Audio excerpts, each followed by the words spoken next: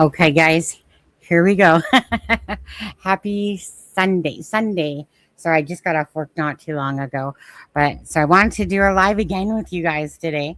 So happy Sunday, fun day, and all of that stuff. And I know that you guys have been putting in the thing, helicopter grandma, with regards to Shannon RV, and I know she's been going through a lot of health issues and that.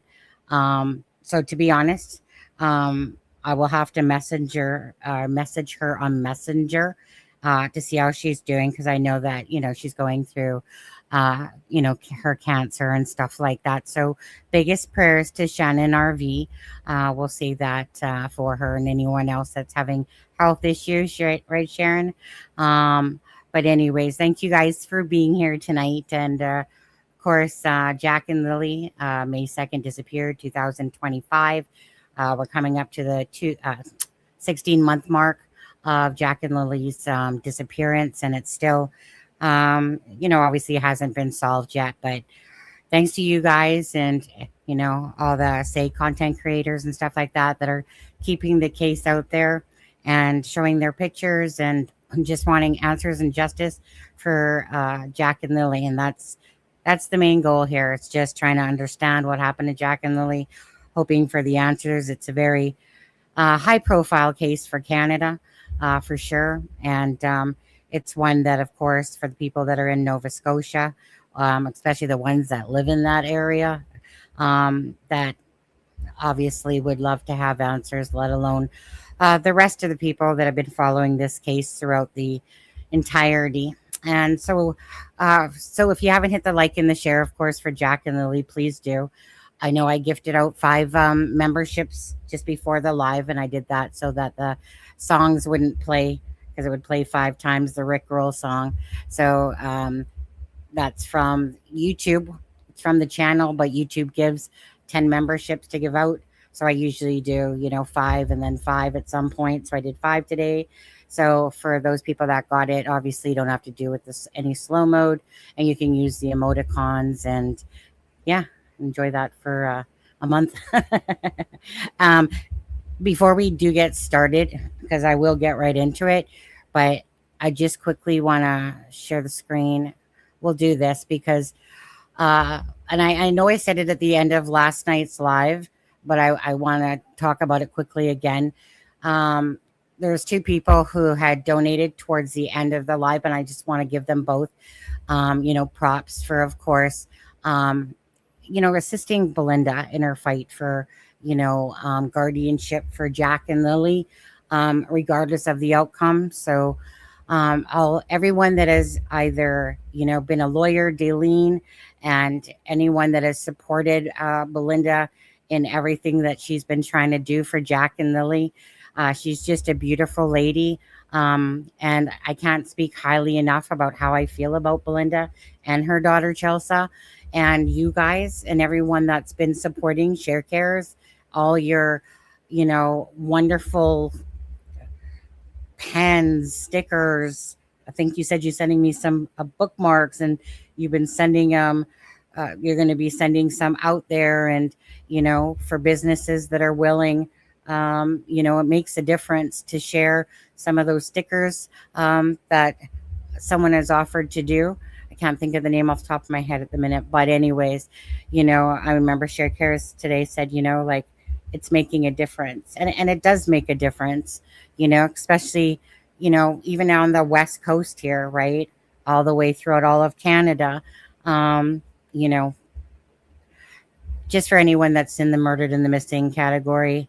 It means a lot, I know, to the families, regardless, that the awareness is out there and the special things that people do is amazing. Okay. Happy Sunday, Sunny. It's in chat. Hi, dinosaur. Dinosaur.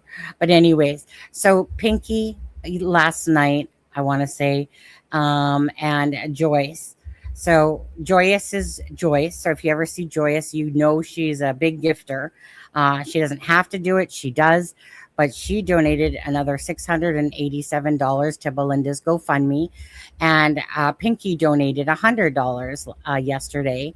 And you guys know Pinky in chat here. So again, as I said, thank you guys for everything you're doing.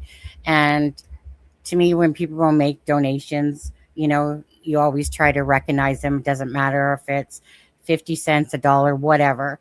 But because this means a lot to me for Belinda, and for you guys that are helping, with the lawyer fund and the different things that come with a lawyer, and trying to paperwork and all that stuff. And I see Belinda's actually here in the house right now. Thank you, Sunny. And all of Lily and Jack's voices, you are so appreciated. Don't even get me started with some tears coming up now. I just want to say again, thank you guys for everything, whether it's the like, whether it's the comments, all those things that are supporting in the being voices for Jack and Lily, and supporting Belinda in, like I said, her guardianship, and the funds that you guys are helping out with means an absolute tremendous amount to not only me, but her and whoever else, of course, that it's affecting, which is very warming to the heart. Anyways, thank you guys for everything you guys are doing. So with that, I will drop the link regardless one more time. Belinda does not ask this of me, so I want to say that right now. It's because I know that there's so many of us that just love and appreciate Belinda and want to assist in any which way we can. And it doesn't have to be a monetary value. It's just, the love and support of Jack and Lily and finding answers. And anyways, thank you guys for that. Okay, so I will start off. So what I wanted to talk about was a few different things. Last night, I do like to talk to AI, and try to ask it questions about this case. And I'm kind of curious, actually, how many of you guys actually use AI and, ask it questions yourself? I tried it when I put in the information. I'm just trying to put in the information as it's known, in a sense, and then look at whatever it brings up. I know that the AI, it definitely has certain times wrong, when it comes to this case. But again, it's one of those things is that, for me, I believe in just trying to do my own research. And then, because obviously I have a channel to tell you guys, or talk with you guys about it. But it's one of those things is, again, each to their own on what, say, homework, in a sense, they do with this case, or if they don't do any and they just come and listen and whatever. But at the end of the day, again, whatever your opinions are on this case and thoughts, everyone's entitled to those. Keeping the story out there and supporting my efforts is humbling. Thank you. Love you, Belinda. Helicopter Emma, I worked as a legal assistant for 40 years and it's very expensive. God bless you, Belinda, as always. Yeah. So we'll see, Belinda will update us, with regards to a lawyer. And I told you, of course, yesterday, that yes, she did talk to a lawyer, but it's just a matter of, seeing if it's, the right lawyer or for Belinda. And, thanks to all you guys that were submitting different people, to suggest for Belinda. Again, it doesn't just take one person. It takes an army of people, to assist and help out. And in this case, for Jack and Lily and Belinda, you guys have gone the extra mile and definitely have been there for Belinda. And I know as much as she appreciates you, I appreciate you so much. So baby monkey prayers for Shannon RV. Absolutely. We got you, Grandma. That's Cheryl, of course, with all her wonderful donations out of her own pocket. All right. So no one ever bitch about Cheryl and what she's doing with her money, because she turns around and she buys more stuff with it. I use Gemini here and there. Yeah. I do my best. Gemini. That's what I use. Mine's Gemini as well. Pretty sure it says Gemini. I'm pretty sure it says, Gemini on there. Okay. So I used AI to do my live reno, and the largest Bell AI data facility is going up 1.5 hours from me. And the AI data. I mean, AI is crazy, don't get me wrong. It's a tool. If used to search, it can be helpful, just like anything, right? However, one of the huge downfalls is it panders to its user. So it skews answers to make you happy once it learns your likes and dislikes. Beware. Takes a village for sure. Okay, so with that being said, again, if anyone wants to assist with the GoFundMe, I'm going to drop that link out there. And again, thank you. It's at $6,804. Belinda hasn't used a penny from it, but hopefully that changes in the near future here when, Dalene's been doing a lot for Belinda along the way, but, Belinda does want somebody that's in the area, right? Someone that she can go see. Oh, my bad. I think there was somebody that Share Cares did. Sorry, Share Cares. I know you put in some jewels somewhere. Oh, there you are. Make sure I see that. Thank you, Share Cares. And then because somebody else just did it, which reminded me, but my bad on there. Root Strength. Hey, Root Strength, how are you? Okay, so my question to AI, even though, one second, I got to remove this. Remove. Okay, add to stage. So my question to AI was, what are the most likely reasons Daniel and Maleyha's polygraphs came back as truthful to certain questions? How could both pass? So court documents and public statements confirm that both Daniel Martell and Maleyha Brooks Murray passed their polygraph examination administered by the RCMP. Now, we know that they've taken a couple, and yeah, I mean, it's one of those things when it's in the documents. It's another thing just to take their word, in a sense, on that they pass, but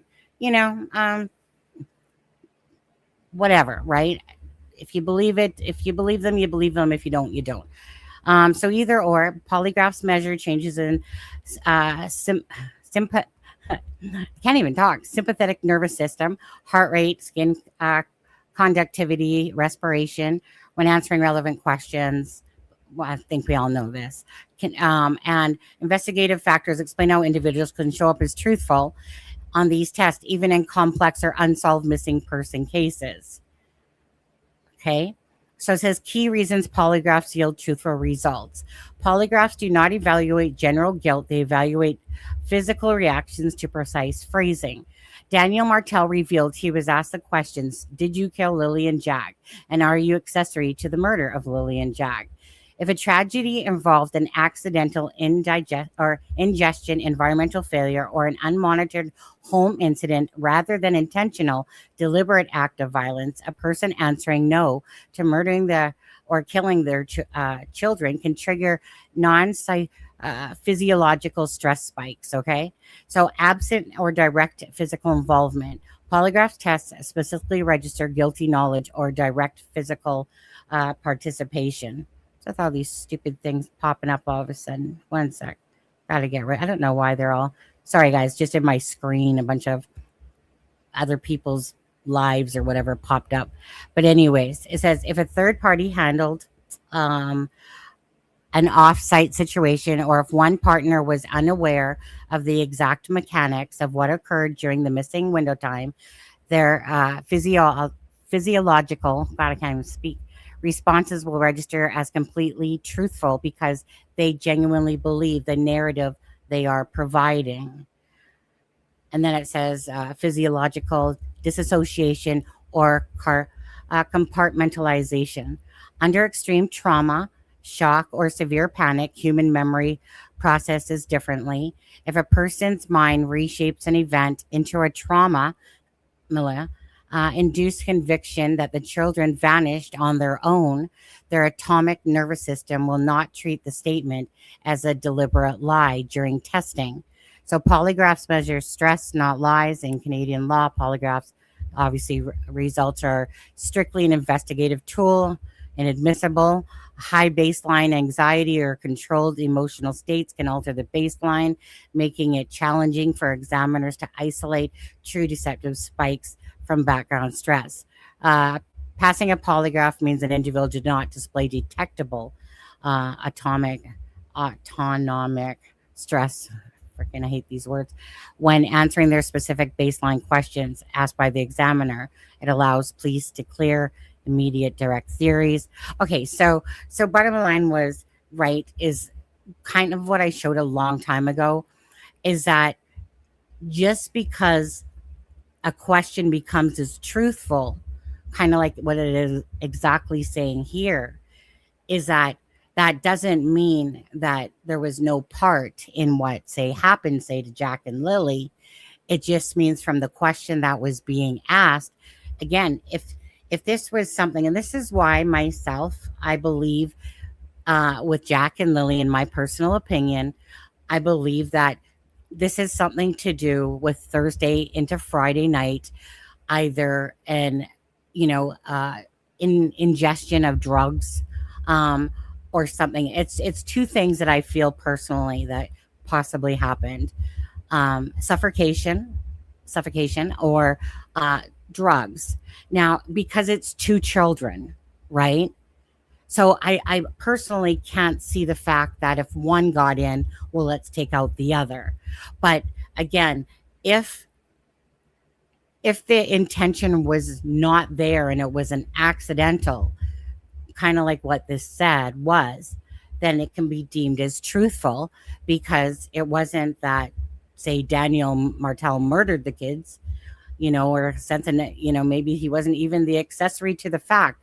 And that's, again, so if they believe in what they're saying, in a sense, can come off as truthful.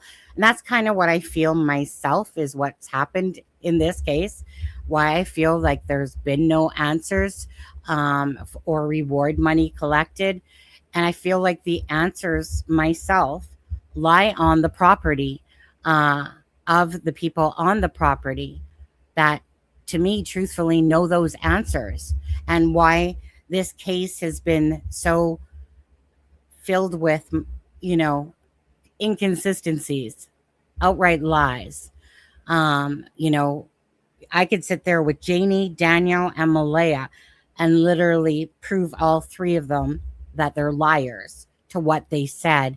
Whether it's taking, Belinda telling Maleyha that the last time she saw Lily, again, who are you going to believe on that? Are you going to believe the fact that Belinda is literally telling you that Maleyha said that the last time she saw Lily was Thursday night? Would that make sense to the case? Absolutely. So if Maleyha has now changed it to a different time of, 8:20, I can let her go on the fact that she can't remember that Lily came in at 8:20, just for the fact is that I believe, just like if when Belinda's up here, right? If she said then she would know that Maleyha was not telling the truth. And it's that simple. So stories have changed. The timeline has, oh my God, so many holes in it. It's, from Janie telling, again, Belinda about the potholes and about the hushing of the kids, and then totally retracting that. Again, are we going to believe the people on the property, or are we going to believe the grandmother that's, just relentlessly trying to find answers for Jack and Lily? Right. So, and Daniel Martell, well, I mean, his is just fallen in abundance of things that he said, taken back. But the thing is that Daniel leaves a trail of messages behind him to absolutely destroy his credibility, to be honest with you. So again, are we going to believe the three people on the property that the children went missing from? Or are we going to believe people that weren't on the property that have spoken or said stuff, or stuff that Daniel has put in Facebook's groups, whether messages in here, and then changed his story along the way or contradicted, which I just consider lies, right? Well, exactly. Why do you retract them? And that's, again, my stance on this case, myself, is it's not about who, it's about when will we get answers. That's where I sit with this case myself. But and it's, again, we're at the 16-month mark almost. You sit there and you try to go through all the different layers of what people have said, including Darren Geddes and the different things that have come out and stuff like that. And then it's just a point of, is there too much I really want to hear anymore from a lot of these outsiders? Um, like Anita, for instance.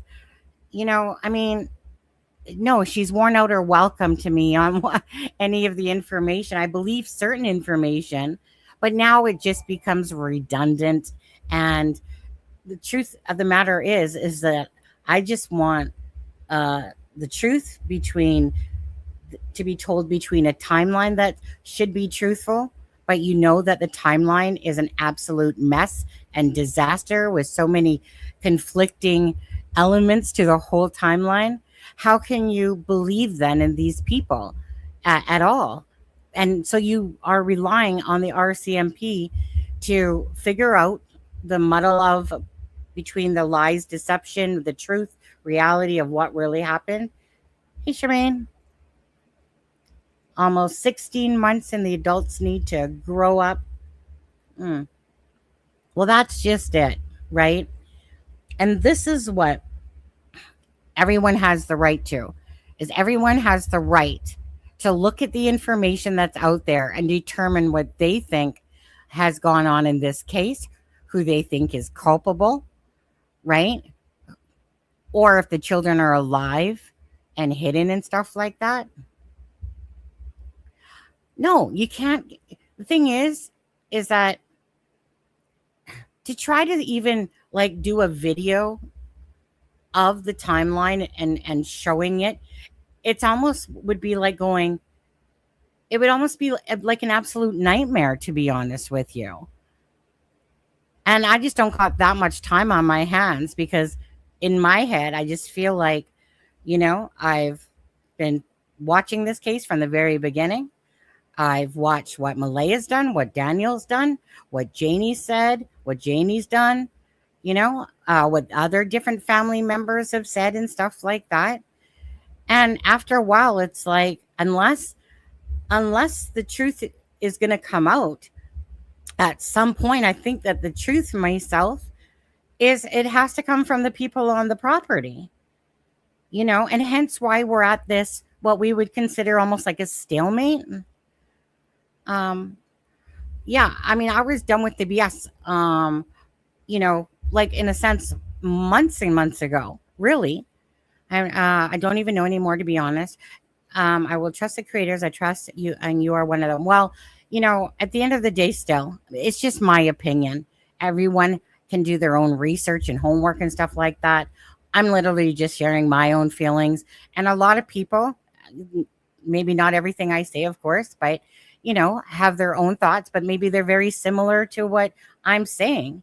I'm just, for me, doesn't mean I'm right, but I'm very much about reality, timelines, and what's logical and what's sensical, right? About cases when you're following them, what makes sense, what doesn't make sense. And then in the world of true crime, that me and Charmaine and others, I'm sure, have spent a lot of time in this space, and you're watching cases after cases after cases, like yes, you guys have no idea how many cases I pay attention to, and most of them always boil down to the same thing. There's the odd one out there that goes, AWOL, like the Lori Vallow case. But for the most part, they always follow the typical kind of scenarios, right? And in the missing person cases, especially when it's younger children and not teenagers, it's usually almost likely that it's someone that is either parental, a step parent, an aunt, an uncle, usually, type of thing. It's always someone that's well known to the children.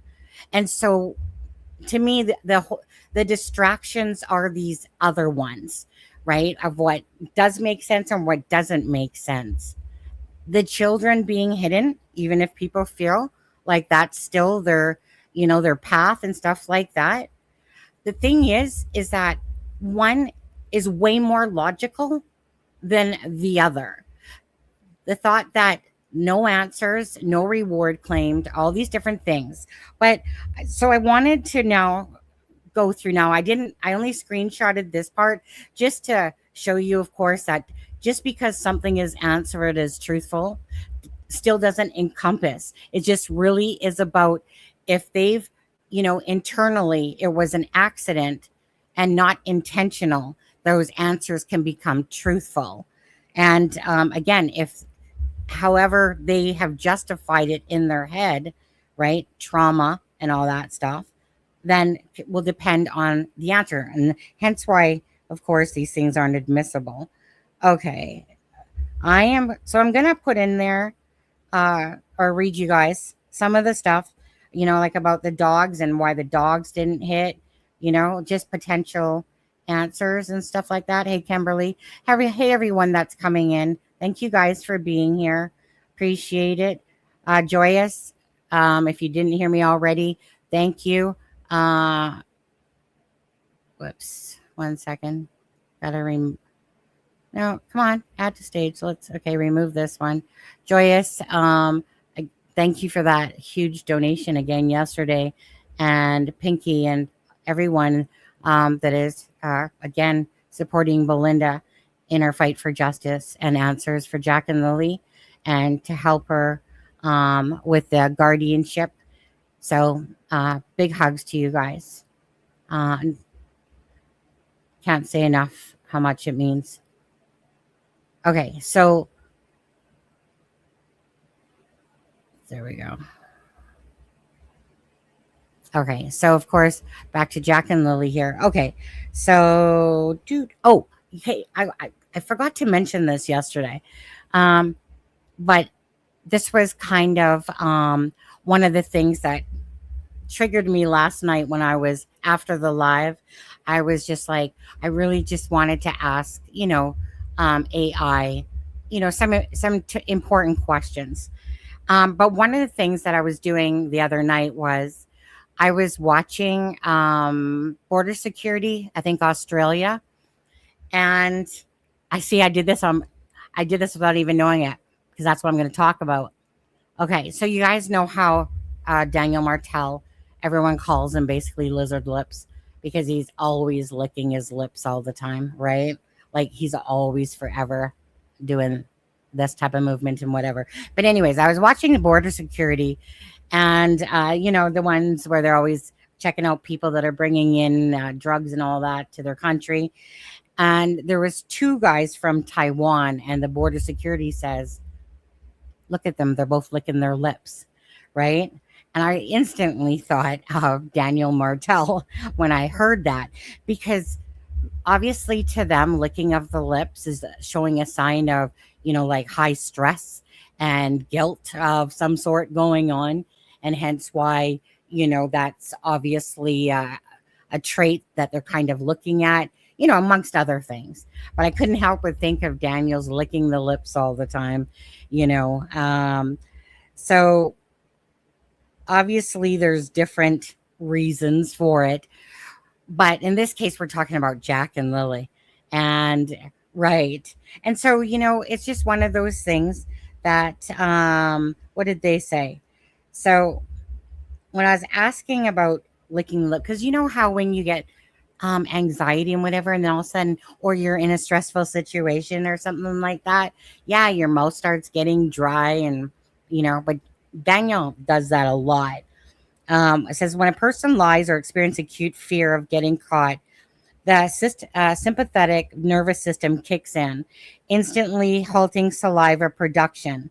The passenger mouth, bone goes dry, forcing an involuntary repeated lip lick, or hard to swallow right when asked a pointed question. Microstress pacifying. In nonverbal body language, repeated lip licking acts as a pacifier, a self-soothing gesture the brain uses to calm itself down when feeling, what is that word? Oh, cornered or anxious. Sorry, guys, without my glasses, I was like, that looks like 2M. What's that word?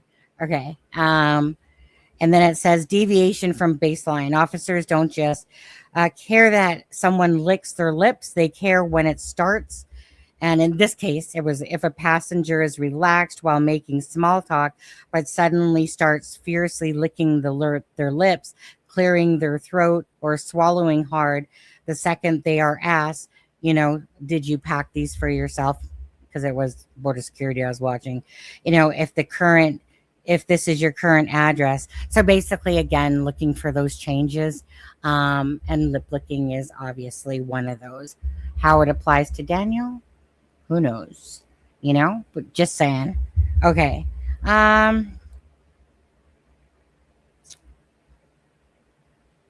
Let's see here. If you guys haven't hit that like and the share for Jack and Lily, of course, please do. Let's see here. Okay, someone help me. I'm trying to be more open-minded. If the head searcher says, judging by what they have seen, she thinks that they're in the woods, then what about the blanket? Honestly, yes, ma'am. I mean, I'm sure that is a very nice lady, but I wanted to literally frickin' like jump out of my seat when I heard her say that. I was like, because this is obviously coming from someone with a lot of caliber behind her in what she's been doing. But I think that her job is just to, you know, it's just to search and see if anything leads to if the children are in the woods and, whereas the police have a different, obviously different angles about woods or, were they abducted or da.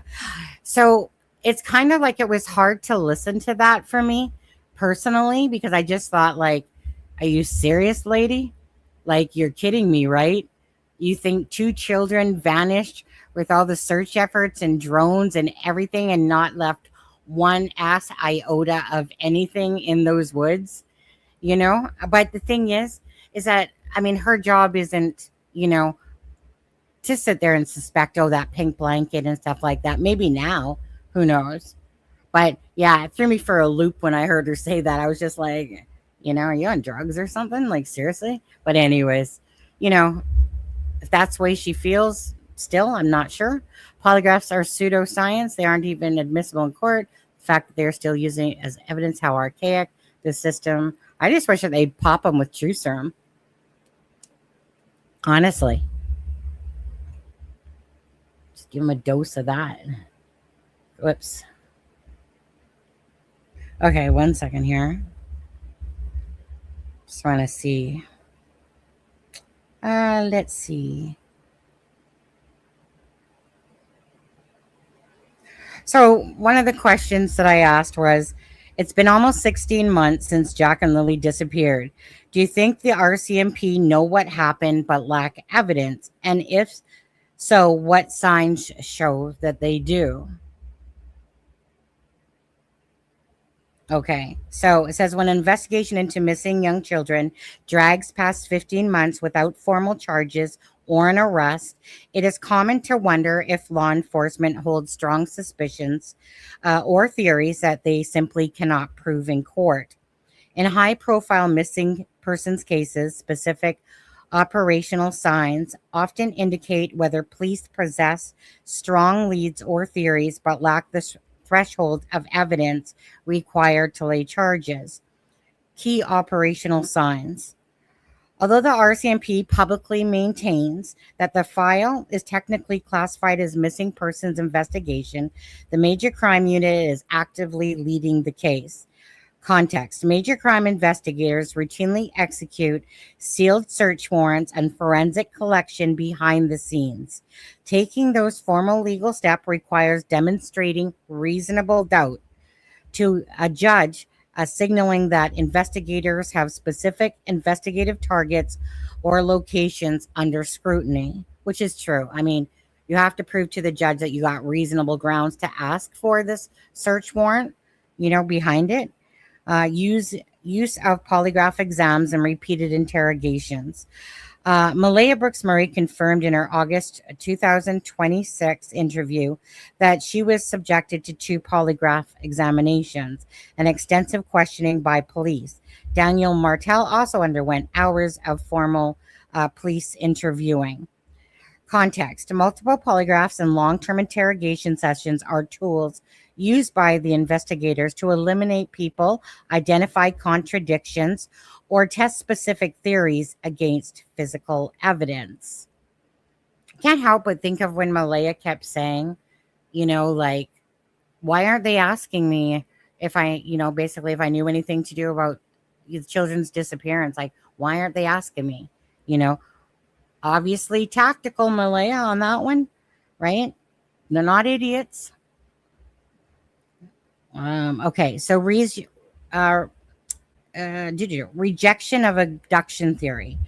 The RCMP has repeatedly emphasized and reiterated at the 1 year mark that there is no evidence of an abduction by a stranger. Context. By explicitly pushing back against theories of a stranger kidnapping or an Amber Alert scenario, police narrow the scope of possibilities to events originating at or around the residence.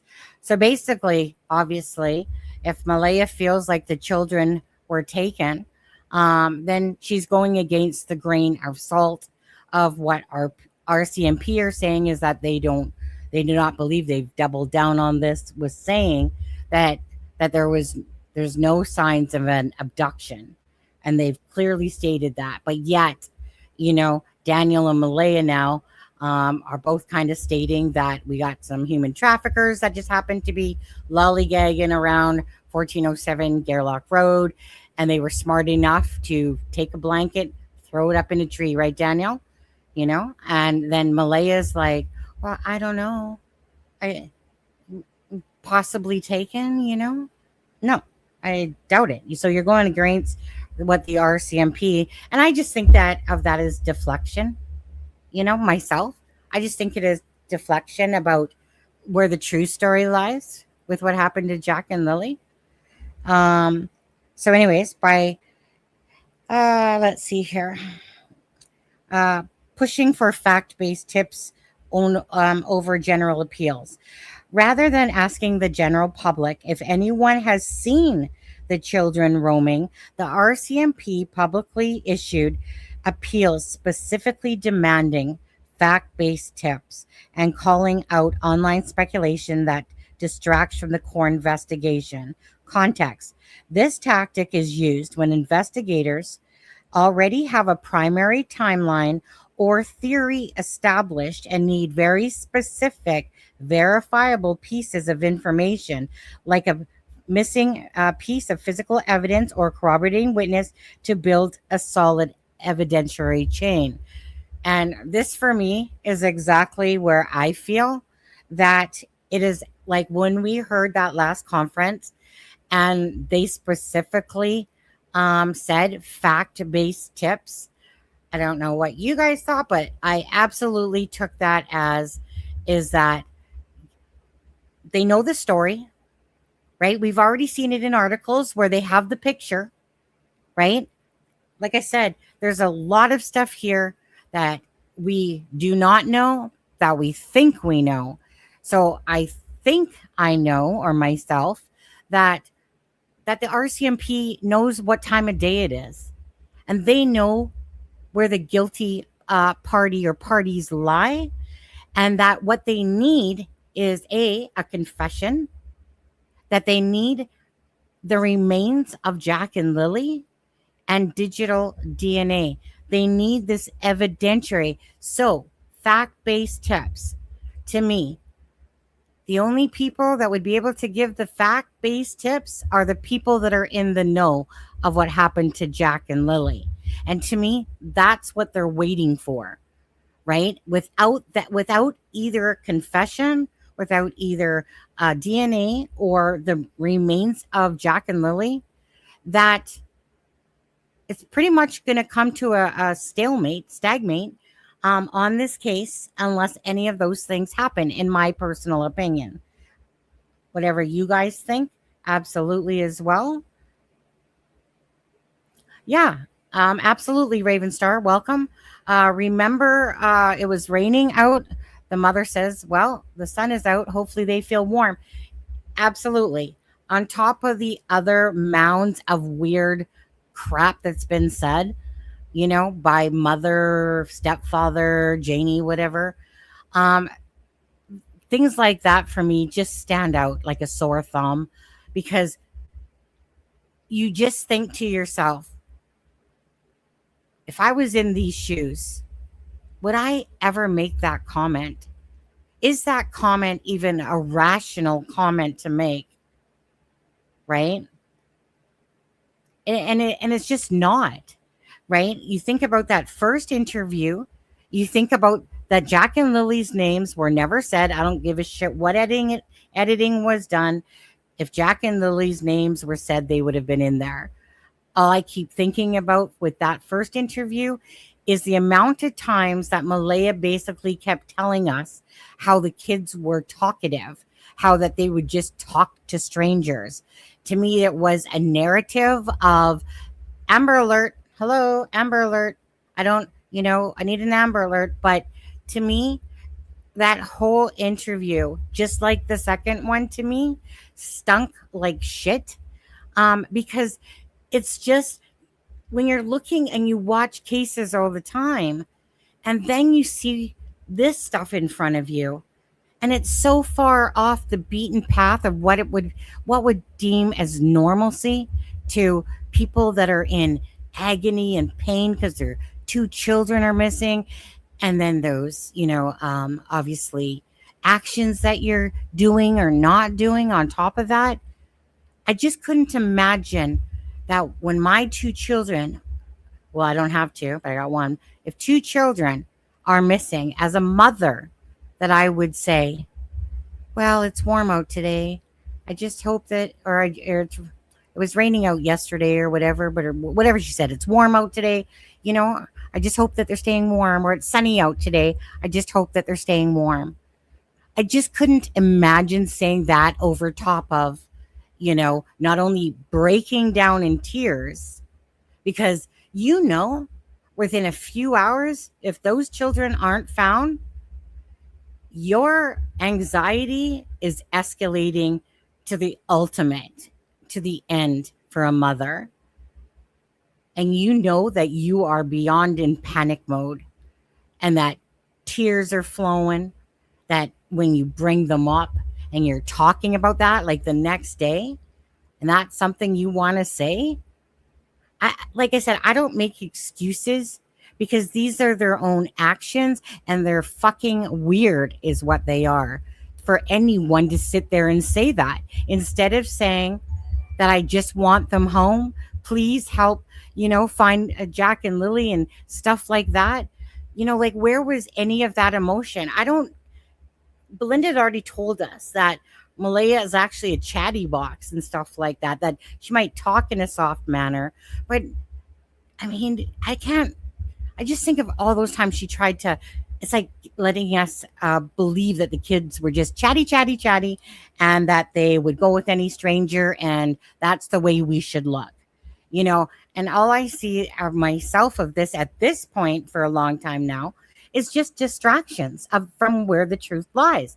And again, there's so many things about why we haven't gotten to the truth of Jack and Lily. And it's because of what we just talked about. To me, is needing those three things. Remains. We obviously need DNA and or a confession of the truth, for that.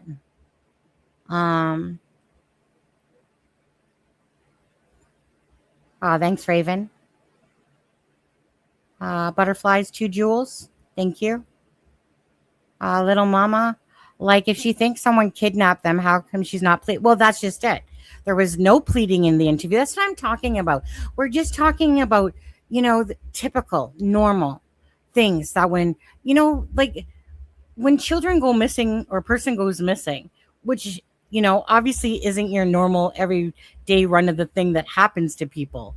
So when it does, definitely you would think of the begging and pleading and all those things, and that's been so lackluster in this case for that. So, like I said, I don't give a shit if Daniel gets offended, Maleyha gets offended, Janie gets offended. I don't care who gets offended. This is my opinion. This is how I feel. And there's so many things. Like this is beyond 100 layers of different things that you can sit there and say, like, this is not normal, right? This timeline doesn't make sense. Why are we hearing different versions? Why did the mother, go off and hide, basically, and have boyfriends, and then Daniel girlfriends? Like I said, ask yourself, on any given day, is that normal when two children are missing? That these type of things are being said, these type of actions are happening, right? It's not normal. It's not normal. Like I said, just go watch regular cases out there that are normal, and this ain't normal. Um, so it says, in Canadian law, criminal law, police cannot make an arrest based solely on strong suspicion, circumstantial inconsistencies, or failed polygraphs, which are not admissible anyway. To lay direct charges, Crown prosecution require a reasonable prospect of conviction beyond a reasonable doubt. If investigators suspect foul play or stage events but lack physical forensic evidence such as DNA, digital footprints, a location of physical remains, the case remains stuck in an investigative phase until the critical piece of evidence is secured. Yep. And I said, do you think that Jack and Lily's case shows signs of going cold? And it says, while the passage of nearly 16 months without physical evidence or an arrest often raises fears that an investigation is stalled, the official record and public statements show that the RCMP's file on Jack and Lily is not currently treated as a cold case. Instead, it sits as an active investigative stalemate where police are pursuing specialized forensic and polygraph avenues behind the scenes. Indicators that a case is not cold. As recently as February 2026, the RCMP conducted additional round of lie detectors, polygraphs, tests with individuals close to the case. Cold cases rarely undergo active polygraph reevaluations. Massive digital or forensic workload. Investigators have confirmed that over 8,100 video files, executing search warrants and digital devices, banking records of those closest to the children, and formally interviewing over 100 individuals. Dedicated major crime unit lead. The file remains assigned directly to the Northeast Nova Major Crime and Behavioral Science Unit. Cold cases are typically transferred to dedicated cold / historical unsolved units once active leads run dry. Now, why it feels cold to the public. Retired homicide detectives watching the case note that the police intentionally hold back evidence, details known only to the perpetrator and investigators. When police refuse to share theories publicly, it creates an impression of inactivity even when work continues in secret. No physical scene to research. Ground and air search teams covered a vast 40-kilometer radius around the Gairloch Road property using cadaver dogs, drones, and divers, recovering only a single boot print and a pink blanket. Without new physical coordinate, physical search efforts naturally plateau. Public shift from missing to fatal outcome. Staff Sergeant Rob McCallum publicly stated that on the 1-year mark that while it technically remains a missing persons file, that the chances of the children being alive are very slim. I think most of us agree. A case officially transitions into cold status when all leads, digital forensically retrieved data, and active witness interviews are exhausted, leaving officers with nothing new to action. The RCMP is currently relying heavily on the $150,000 major unsolved crime reward and targeted appeals to fact-based tips. If those public appeals fail to produce verifiable evidence over the coming months, the risk of the case stalling into long-term historical file increases significantly. Okay, so and then I said, the theory that Maleyha or someone she knows helped hide the children from CPS or to protect them. What are the chances that someone wouldn't speak, collect a reward, or elude all digital data if multiple people played a part, show reasons for what could make this true or make this not true? What could support this theory? Fear of intervention. In cases where parents or families anticipate or fear state involvement, such as CPS investigating living conditions or custody dynamics, a family might orchestrate a sudden disappearance to evade losing custody. Pre-planned absence. The children were out of school for 2 consecutive days immediately before their disappearance. Wednesday, the PD day. Thursday, reported illness. Proponents of this theory point to this time frame as a window during which arrangements could have been put in place. Immediate public deflection. On May 3rd, the mother initially reported a suspicion that the children's estranged biological father, Cody, might have taken them to New Brunswick, prompting police to check all toll footage and conduct early morning visits, pointing authorities to a specific eternal party right away can be viewed by theorists as an attempt to direct focus outward. Okay, what makes this theory unlikely? Okay, and again, this is about the children being hidden either by Maleyha, others. Okay, others like in relation. The reality of modern digital footprints, hiding 2 young children aged 4 and 6 continuously for over 15 months. Obviously, we know that their ages have gone up now. Requires a sustained, high, sophisticated network of conspirators. Okay, I don't think we got a high network of conspirators myself here. It is extremely difficult to hide 2 young growing children long term without digital traces, such as cell tower pings, financial transactions, online purchasing, or video surveillance, catching a slip up. The $150,000 reward incentive. The province of Nova Scotia offered a $150,000 reward for information. When multiple people are involved in a conspiracy, financial pressure or personal fallouts always cause at least one individual to leak information or claim the payout, which we've talked about. The more people know, trust me, the more that the truth will come out. But nobody's claimed it yet. Intense forensic or medical needs. Children require continuous health care, education, food, and housing. Enrolling 2 kids in school, bringing them to a doctor, or buying supplies in public without someone recognizing their photos, which is widely circulated by RCMP and the missingkids.ca, creates a severe ongoing risk of discovery. Extensive police interrogations and subpoenas. The RCMP Major Crime Unit has conducted over 100 interviews, reviewed 8,000 video files, and subjected key family members to multiple polygraph examinations, sustaining a false narrative across dozens of high-intensity professional police interviews without cracking or contradicting co-conspirators is excessively rare. Hence why I personally believe myself that the people on the property, at least 2, possibly the 3rd, know the answers.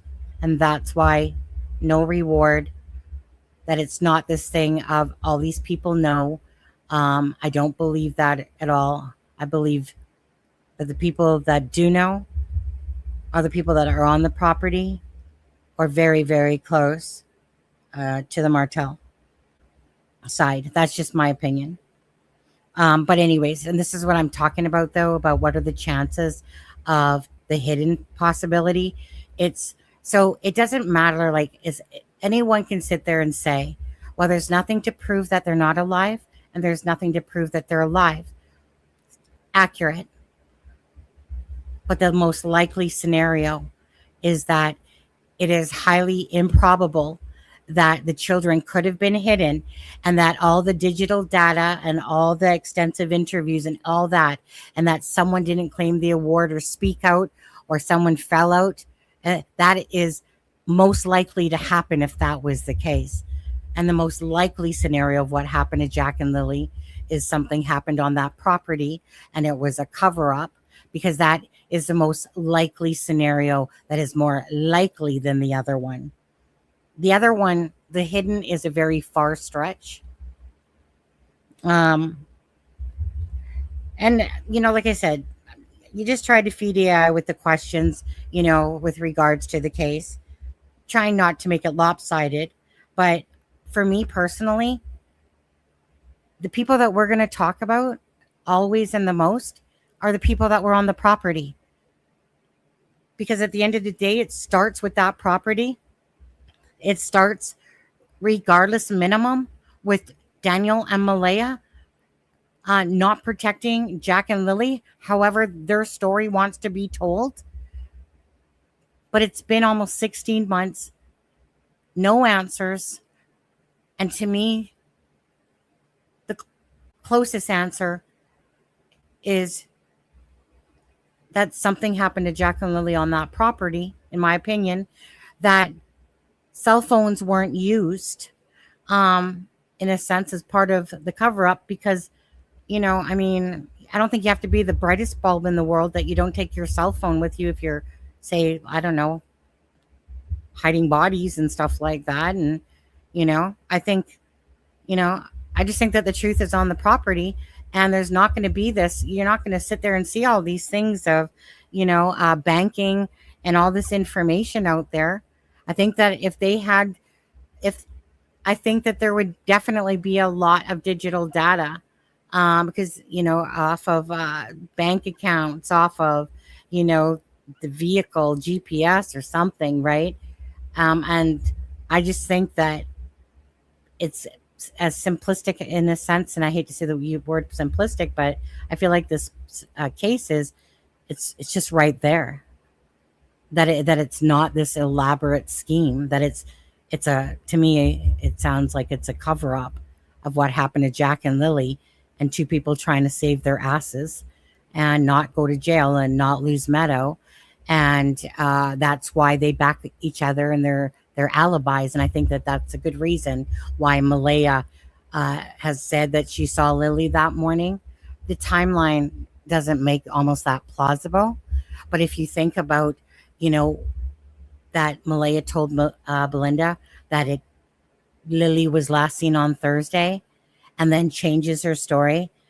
And I think that that's why that interview went the way that it did, because most people believe that it was scripted, right?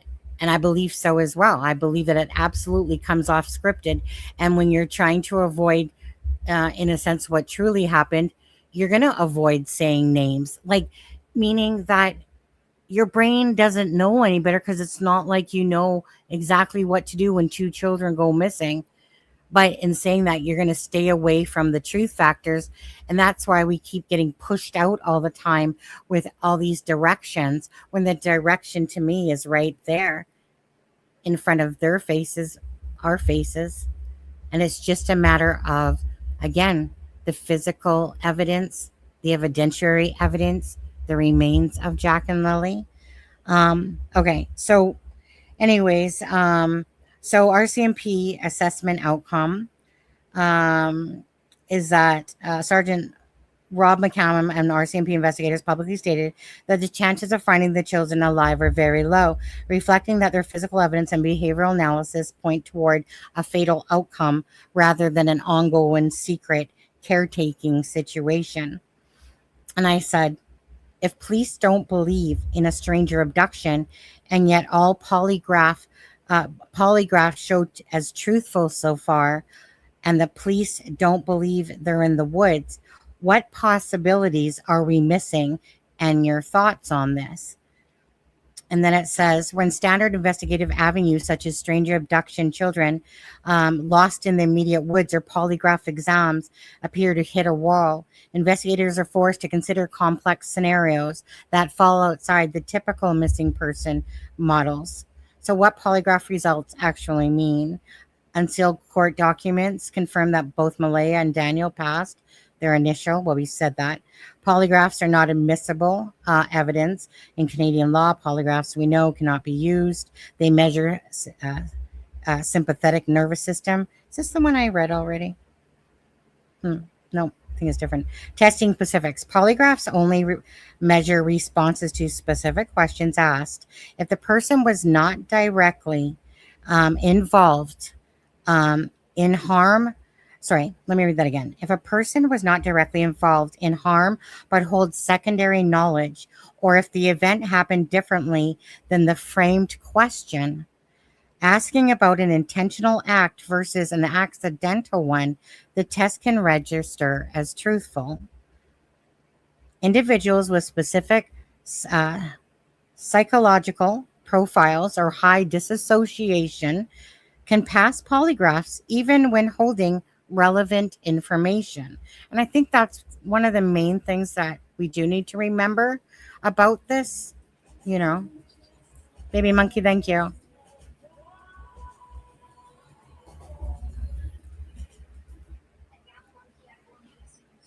Thanks, baby monkey.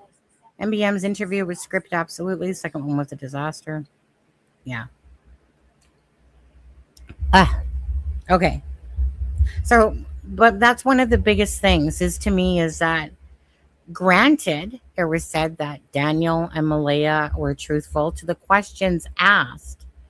But again,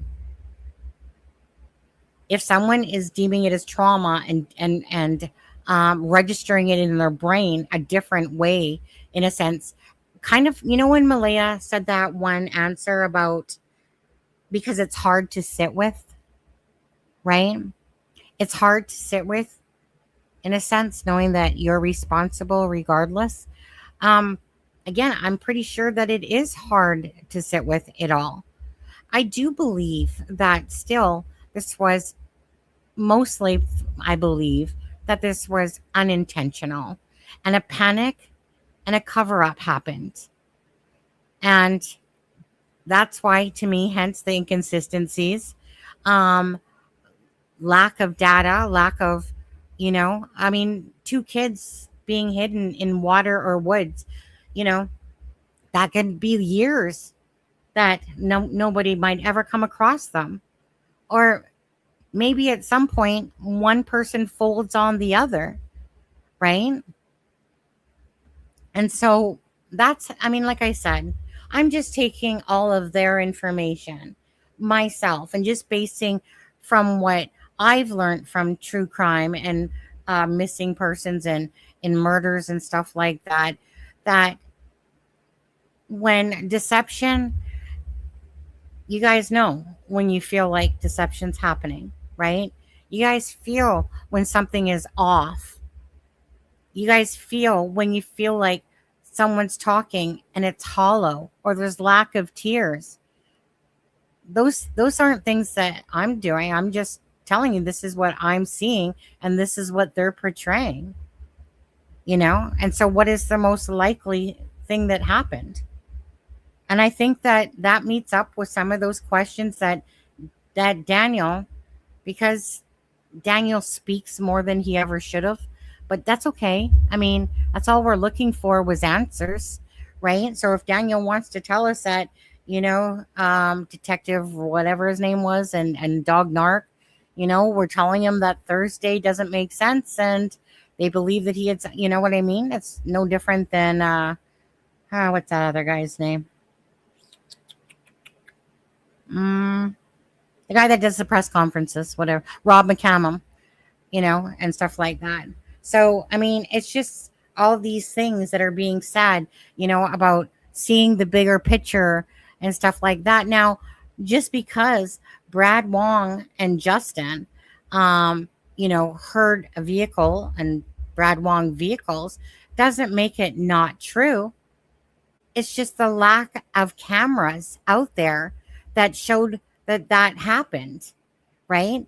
I mean, even if other cameras were out there, you guys know the area by now. That doesn't mean that people have cameras that have the ability to see a car whizzing by, you know, or going out in the sense that night or the different ways.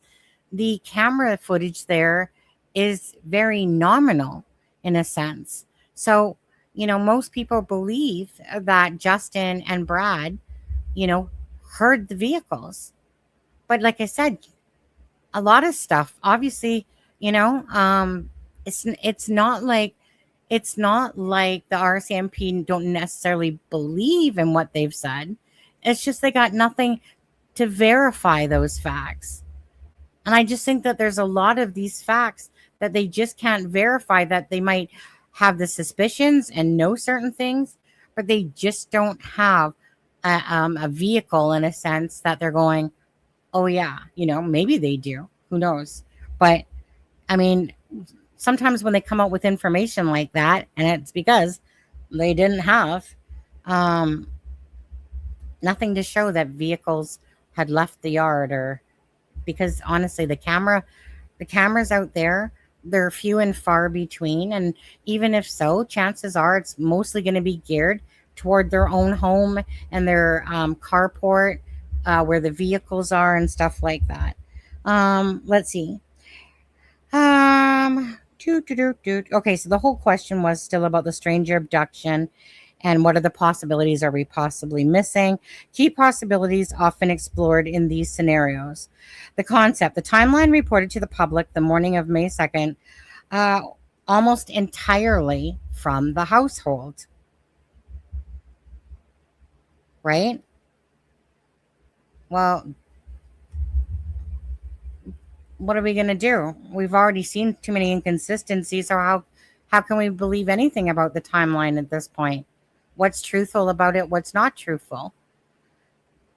The possibility, if an incident or medical emergency occurred on Wednesday or Thursday before the 911 call on Friday morning, the physical event did not happen in the immediate woods during the search window. This would explain why 160 ground searchers, cadaver dogs, and air units found zero physical traces in the immediate 8.5 square kilometer area. Stage scene. The two key pieces of physical evidence were found: a fragment of a pink blanket hung in a tree and a child-sized boot print on a pipeline trail. The possibility. Family members who found the blanket noted that it was placed in an odd position, tangled in branches. Complex investigations, police examined whether small physical items were intentionally dropped or placed to create a fake trail into the woods, throwing off search priorities while the real physical evidence was moved elsewhere. Unintentional harm or environmental accident outside the search zone.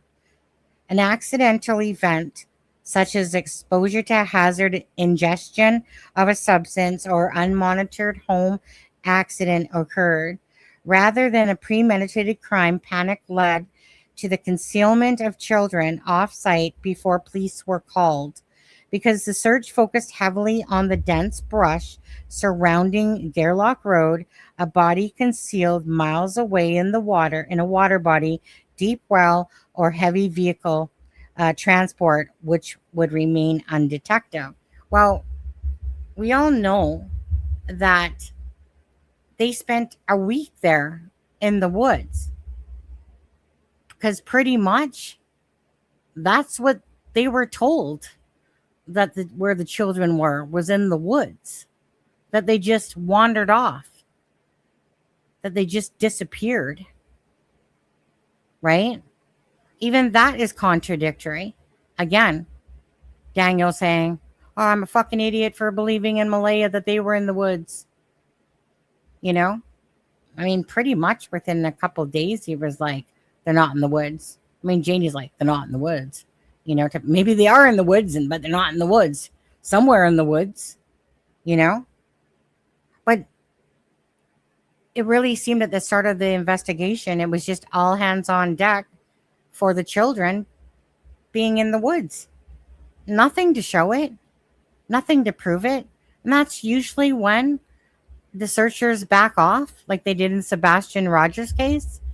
They spent a week trying to see where he wandered off to and stuff like that, Jack and Lily. And then at some point you're just like, No, like there's nothing here that's even giving us uh, a bit of the fact that Jack and Lily even entered these woods. But you got some blanket hanging up in a tree down the woods to make it seem like Jack and Lily are in the woods. So I call bullshit on that. We all know that that blanket's planted. Daniel even said that the RCMP told him that it was planted. And I agree. And I agree that they were probably looking for perhaps a reaction out of Daniel when they said that. I agree that the fact of the RCMP absolutely believed the blanket was planted. It would be asinine to believe that the blanket wasn't planted. You know, the chances that somehow this part of a blanket that's on a railing ended up in a tree that morning. According to Daniel, not that morning because it wasn't there in the morning. But again, that's to me is I don't believe Daniel. I don't believe Maleyha. All I see is diversion from the truth. So to me, that's a distraction. That's a make me think this way. No, I'm going to think exactly what my brain thinks about this. And that blanket was planted from someone on that property. And as for the boot print, I've never put a lot of thought into the boot print. But if I was to think anything about the boot print, I would definitely think that was another diversion of that the children went this way when really that did not happen. Okay, let's see. Targeted third party involvement. The concept, while RCMP ruled out random stranger abduction, grabbing kids off a rural road, they have not ruled out targeted third party assistance. An acquaintance, associate, or family relation handled the logistics or removal of the children without the parents being directly present at the moment of transfer, keeping the primary caregivers' direct answers as truthful. Under strict polygraph questioning. Okay. So, I'm going to read that one again. An acquaintance, associate, or family relation handled the logistics of the removal of the children without parents being directly present at the moment of transfer, keeping the primary caregiver's direct answers as truthful under strict questioning. Perspective of the case state. The RCMP Major Crime Unit has filed dozens of sealed search warrants, analyzed thousands of videos, and applied advanced digital forensic behind closed doors. Their public statement that the case has no reasonable grounds to prove a crime but remains suspicious points to a case of evidentiary gap. Investigators may hold strong behavioral model of what occurred, but without physical remains, digital DNA, or the linking to a specific person to the outcome, no charges can survive the burden of proof. And then I put, actually, give me 1 second. Give me 1 second.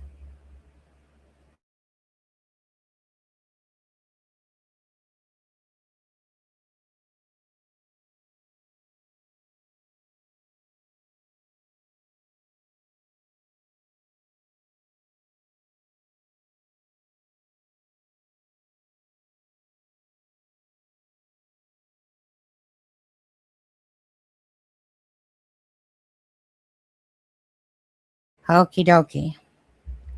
Just had to vape my face off for a second there. Freaking hot. Because I don't have this on because my fan or my air conditioner, because it distracts me.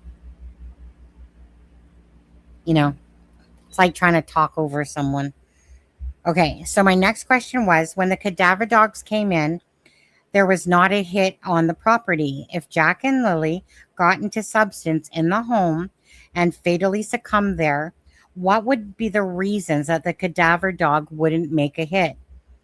And it says, while human decomposition begins at a cellular level immediately upon death, cadaver dogs require a specific concentration of volatile organic compounds called VOCs, such as putrescin and cadaverine. Those are words butchered. To detect and alert to human remains. If a child were fatally succumbed to a substance or emergency inside the home, there are several key forensic or scientific reasons why the trained human remains detection dogs might not produce an alert on the property. So, key reasons cadaver dogs might not alert. While cellular breakdown uh, autolysis starts at the moment of the cardiac arrest, it typically takes 1 to 3 hours for decomposing tissue to emit sufficient uh, gaseous VOCs into the surrounding air for a dog to register the scent. Application: if a person died inside a room and was moved or removed from the property shortly thereafter, 30 to 60 minutes, the body may not have released enough decomposition gas to leave an identifiable residue scent on the floor or furniture. Airflow. One sec, scroll down there. Okay. So, scent particles act like smoke. They drift, disperse, and cling based on humidity, temperature, and airflow. Open windows, running air conditioning, fans, or strong chemical cleaners like bleach, ammonia, or heavy detergents can disrupt, dilute, or chemically alter the VOC profile in a room, preventing the scent from settling into carpets and floorboards. Physical barriers and contaminant. If a body is wrapped in an airtight or non-porous material, such as a heavy plastic tarp, sealed bags, or waterproof bedding, immediately following death, the containment acts as a physical barrier that delays or severely restricts the escape of decomposition gases into the ambient air. Absence of bodily fluids or surface transfer. Cadaver dogs are often alert most strongly to residual stains, such as blood, urine, or decomposition fluids that seep into the porous surfaces like mattresses, hardwood, or carpets. Application: in a nonviolent sudden collapse, such as a fatal ingestion, if no blood or fluids leaked onto the floor or bedding before the person was moved, there may be no liquid residue left behind to trap the scent. False negative and handler environmental factors. Science, search and rescue SAR studies show that the HRD dogs are highly effective, but not infallible. A dog's accuracy depends on the search conditions, thermal currents, length of exposure, and handler interpretation. If the canine team searched a general perimeter and relied heavily upon trafficking live scent rather than doing a systematic room by room grid search focused purely on micro decomposition, a faint or emerging scent pool could be missed. How this applies to the scenario. If an accident or fatal event occurred inside a home, a cadaver dog subsequently searched the site without making a hit. Forensic investigators evaluate two main possibilities. The physical event did not happen in that exact location, or the time frame between the death and the removal of the individual from the home was brief enough and contained enough that no permanent decomposition scent pool established itself on the household surfaces. And then I put, yeah, it is good information, isn't it? Because we're too busy thinking, well, why didn't the cadaver dogs? If the cadaver dogs didn't get a hit, then that must mean, obviously maybe it didn't happen there, or that, that it didn't happen at all, in the home and stuff like that. So I said, did waiting a long time to bring the cadaver dogs affect findings for a possible hit in any way? Yes. Delaying the deployment of human HRD dogs can significantly impact their effectiveness, depending on the environment, weather, and the specific search area. In the case of Lily and Jack Sullivan, specialized cadaver dogs from British Columbia, were brought in late September 2025, nearly 5 months after the children disappeared in May. So, key impacts of delayed deployment. Volatile organic VOCs released during decomposition degrade over time due to heavy rain, wind, heat and UV exposure. 5 months of summer weather in rural Nova Scotia, including heavy rainstorms and heat, would significantly dilute, wash away, or break down any surface scents left behind in outdoor areas or along woods, trails, or water margins. Vegetation and micro, microbial, microbial changes. Over extended periods, soil microbes and growing plant life absorb, process, and disperse residual decomposition chemicals. While cadaver dogs can detect buried remains years later under the right conditions, surface level microscents left by brief contact or short term placement fade drastically over weeks and months. Animal scavenging and disturbance. Rural wilderness areas contain active wildlife, coyotes, bears, rodents, birds. If physical remains were exposed in the woods, months of animal activity and weather often scatter physical evidence over a much wider area, breaking concentrated scent pools that dogs rely on to make a definitive alert. Contamination and household cleaning. In indoor or vehicle scenarios, months of deep cleaning, carpet cleaning, scrubbing, chemical exposure, or a simple passage of time allows VOCs to dissipate, or by masked air fresheners and cleaning agents. So again, it's just I'm trying to put in things of like, say, why weren't the polygraphs truthful? Like, what would lead up to that? Why would a dog not hit? And again, I don't think, regardless, I think that this was a panic situation. I think that this was something that wasn't intentional, that it was a panic situation and it was dealt with rapidly. And hence why I don't feel like that there was enough scent, whatever, left behind for the dogs. If this is a case of, you know, Jack and Lily either getting into drugs, I just think of it as two ways. It's either intentional suffocation or unintentional drugs. But why would Daniel make the comment that Maleyha is trying to blame everything on me? Drugs pops in my head when I hear that. Why is Maleyha trying to blame everything on me so she doesn't get in trouble? And this is where I feel like they're backing each other up, in my personal opinion. Do you know, Sunny, if it's true about a dog found? Oh, I don't want to, yeah, that helicopter. I don't really actually want to touch on that. It was touched on with Belinda a little bit when she was on the live. But I believe it absolutely has nothing to do with Jack and Lily. But yeah, it's so, because I don't believe it has anything to do with Jack and Lily. And it's just gross to even talk about that happening. But yeah, so no offense at all, please. It was kind of talked about and I didn't know anything about it. Okay, so let's see why the late deployment mattered in this case. When the RCMP deployed the specialized BC cadaver dog teams in September, the dogs searched 40 kilometers, covering the family's property, the pipeline, the trail where Lily's blanket was found, returning 0 hits.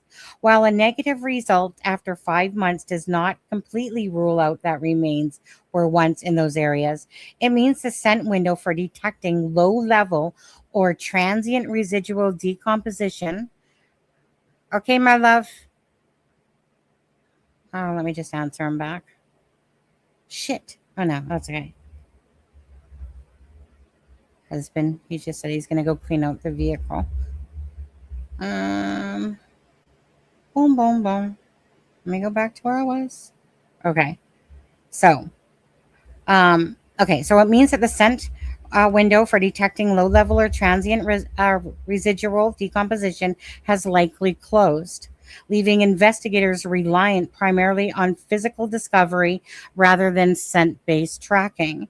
For more details on deployment, okay, so I agree with that, right? If there's very, let's say that there's very nominal, um, thank you, helicopter grandma. Thank you guys. Um, so yeah, so if I see this as a panic thing that happened and that it was a race against time, come up with a timeline, create a timeline. This is how I see it. As to me, all the stuff shows that, like, is looking like that to me. So yeah, so in United States, cadaver dogs, dime a dozen. Cadaver dogs everywhere. Canada, not the case. So do I, obviously I'm not the police and whatever, but I mean, just my own thoughts on this personally is that's too long to wait, to have cadaver dogs come. But of course, if they're few and far and in between, you know, um, who knows when they decided to ask. Obviously these dogs came out of BC. Were they in the middle of something already? And they just had the wait time. I don't know. Daniel made it seem like that it was, yeah, well, they're just bringing them in to show the public, to keep them happy and stuff like that. And it's like, just to even say that is so ridiculous. um I think the dog did hit on the property, but they're just not, and it very well could have. Very well could have. It was just because Janie expected them to bark. Most of them sit or lie down or look for a treat. Absolutely. Absolutely. Just, when you watch like border security and the dogs and stuff like that. Anyways, I'm sure there's a ton of information, but it's getting to that evidentiary evidence that can tie persons or person in to this, to me, this crime, that happened to Jack and Lily. I mean, good on people if they want to think, that Jack and Lily are hidden somewhere. It's just beyond the scope in my brain to find that to be realistic, um, based on evidence, based on, tracking and stuff like that. It just too many people in a pot. Someone's gonna, you know, uh, think, tell, send in an anonymous tip, give the heads up. It's gonna happen. Trust me. Uh, Especially when it comes to greed, or it's just some people, just can't handle the pressures and stuff like that anymore.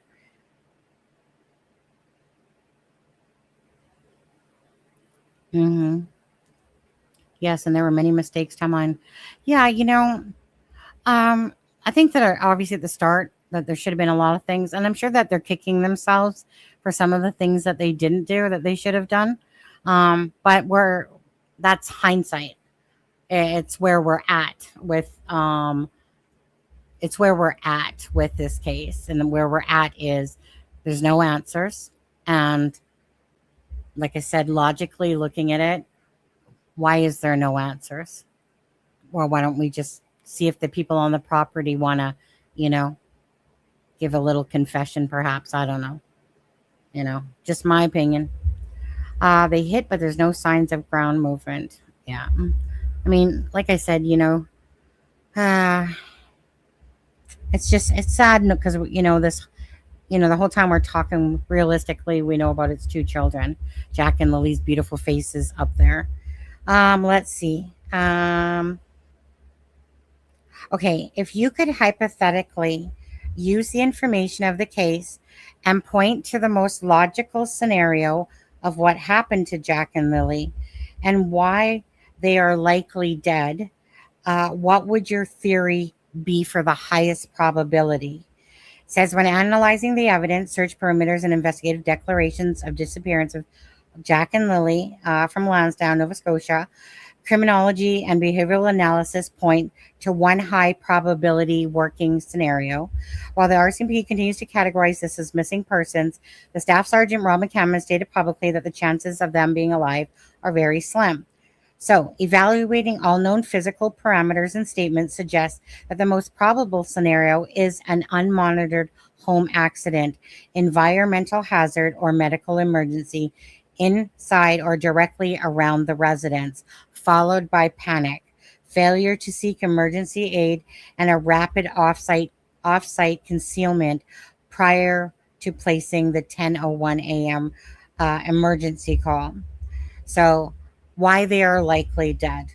The scale of the ground search: over 160 trained searchers, air reconnaissance, heat imaging drones, and canine units searched 8.5 square miles surrounding the property. A 4-year-old in rubber boots and a 6-year-old cannot outrun, evade an immediate multi-agency grid search without leaving prints, dropped items, or physical scent trails.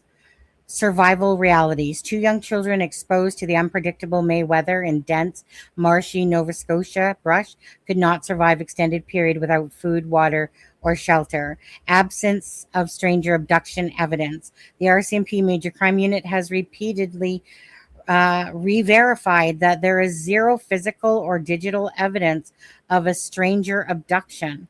So just because they're saying that there's zero physical or digital evidence of a stranger abduction, doesn't, you agree with AI?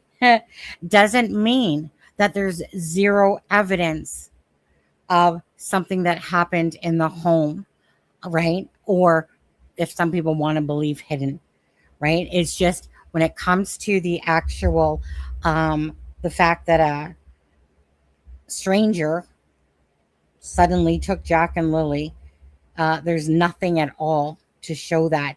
And they have doubled down on that throughout this entire case. Okay, so the major crimes: Lansdowne, Sparksley. The RCMP Major Crime Unit has repeatedly verified, like I said, zero physical or digital evidence of a stranger abduction. Lansdowne is sparsely populated, dead-ended rural roads where an unfamiliar vehicle driving through would easily attract attention. Why an internal household incident fits the data best. I'm just going to put that up there. Charmaine, there you go. Okay, the failure of location search perimeters. Because massive immediate searches and specialized cadaver dogs failed to locate physical remains or scent pools on the immediate property or near trails, the physical remains were almost certainly moved outside the physical search radius before or during the entire initial search window. Vehicle access and delayed reporting. Daniel Martell publicly stated that before calling 911 at 10:01, he got into his vehicle. Well, obviously we know it was Maleyha, right? But again, remember, they got up, went outside, basically, looked in a couple spots, went outside, and ran up, took 30 seconds, he said, right? And Maleyha come down the thing, so what about this 10:01 call, right? AI blows. Baby monkey, let's stick it back on yours. But anyway, so like I said, that whole time area of Janie waiting 10 minutes, Daniel going up. He says he instantly went up. He says he instantly went in the vehicle, but yet the phone call was at 10:01. So where was this big delay of calling? Because Daniel said he went up into the trees, basically over the vehicle. And so instead of, calling, in a sense, 911, and waiting for the police, you start jumping in the vehicle, where you don't really have any sort of backing up of your story about what truly you were doing during this search time. But, you hop on that thing. And then he says that the RCMPs, anyways, it's all just a muddled mess to me of lies. Yeah, I didn't realize she was here either. She must be hungry for listening to Sunny. That's what's going on. Pinky, Janie said they sat. Janie said they sat 3 times.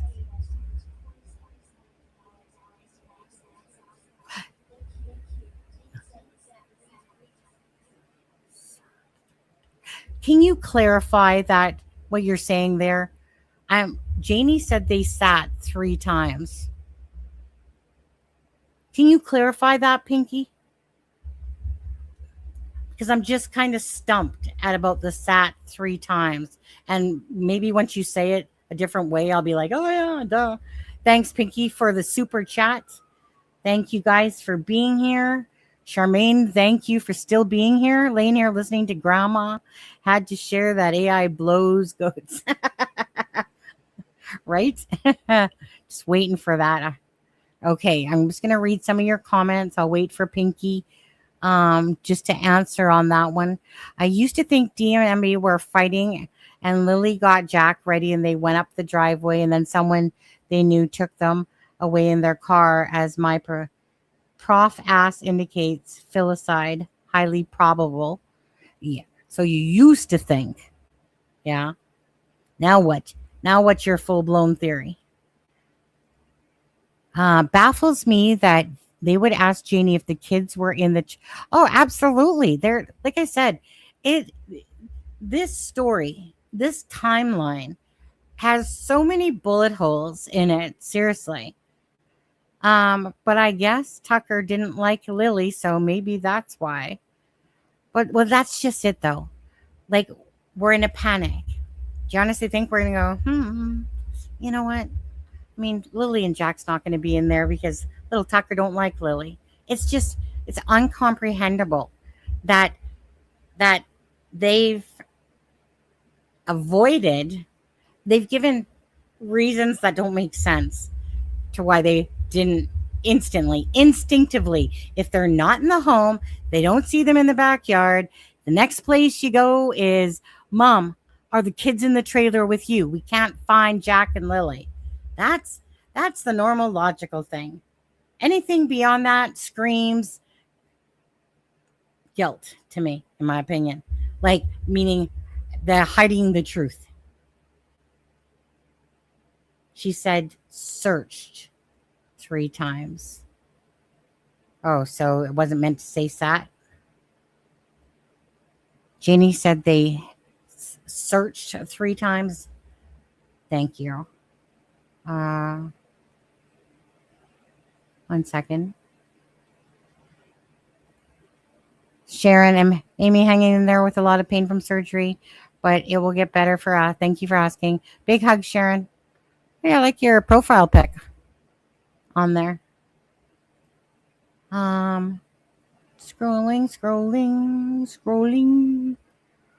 Char, do you remember Janie saying in your live the dog sat 3 times?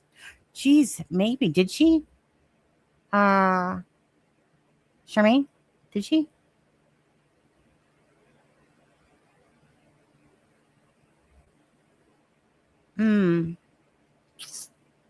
Joyous says, I remember that, Pinky.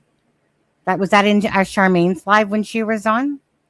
You know what? I need to go back to Charmaine's lives and listen to those ones again. Yeah. I really need to go back over and definitely point out some things that I recall. Not that though, but hey, if she said that, Charmaine, do you remember? I can't recall at the moment. I'm sorry. I've got an issue. Do you need a tissue for your issue, Charmaine? Okay, but we'll look into that. You know, if anyone finds it and timestamps it, you triggered my memory. Okay, 1 second here. Oh, 1 second. Boom, boom, boom, boom. See one more. I know somebody donated $6 to Belinda's GoFundMe because it went up literally $6. But yet I can't see whose name it was. Did GoFundMe give back $6 or something? Because I don't see no $6, but yet it went up. Huh. That's weird. I'll look again later. Strange. Okay. Where was I? All right. Charmaine, did I tell you that I fell in love with AI? Just putting that out there. You can rage all you want. There was a oh my gosh. Wait, that's not what I clicked on. Joyous. I'll never forget that. It was a oh my gosh moment. Yeah, a gusher moment. I heard if your legs or feet cramp, you need more water. I drink a lot of water, yes, ma'am, and I get feet cramps. Yeah. AI makes people stupid. No, it doesn't. It actually makes me smarter. Take it back. Not listening. Gonna move on to a different comment that sounds better. Yeah, right here. Pickles. Okay. Let's see here. Now, where was I? Now, you guys are gonna force me to put on some glasses. It's getting too dark out now. Barely read this shit. Okay, Daniel Martell got into his vehicle, drove around looking. In a cold case analysis, a period of unaccounted for vehicle movement prior to involving law enforcement is often examined as the window where physical evidence was transported off site as to deep water, private land, or distant wooded zone outside the 40-kilometer perimeter. Explaining the polygraph results. If the event was an accidental overdose, ingestion, medical collapse, or negligent hazard, rather than intentional acts of violence, the adults involved could perceive their actions as a desperate reaction to a tragedy rather than a premeditated crime. This psychological framing allows individuals to restrict polygraph questions such as, did you murder your children, without triggering the acute psychological stress spikes associated with deception. Going back to what I first read earlier, this is different part though, or same one question, but why it would not trigger stress spikes. The stage evidence anomalies. The discovery of the pink blanket tied placed in an odd manner in the tree branch and a solitary boot print on the pipeline are consistent with stage distraction markers designed to convince searchers that the children wandered into the woods on foot. The summary conclusion. The reason no charges have been laid despite high probability scenario is the strict burden of proof by Canadian courts. Without a recovery of physical remains, DNA proof, or detailed confession, circumstantial timelines or behavioral inconsistencies are not enough for Crown prosecutors to secure a conviction beyond a reasonable doubt. And then that's when I asked about the Truthful. Okay, let's see here. What does this one say? Maleyha and Daniel. One sec. I gotta look down. Up. The dogs. Want to thank you.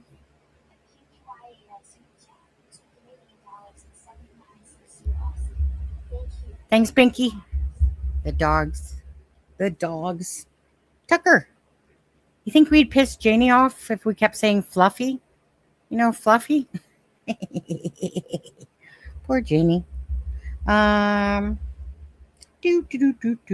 I put Maleyha and Daniel both claim to have seen Lily during 8 to 8:30 a.m. time frame.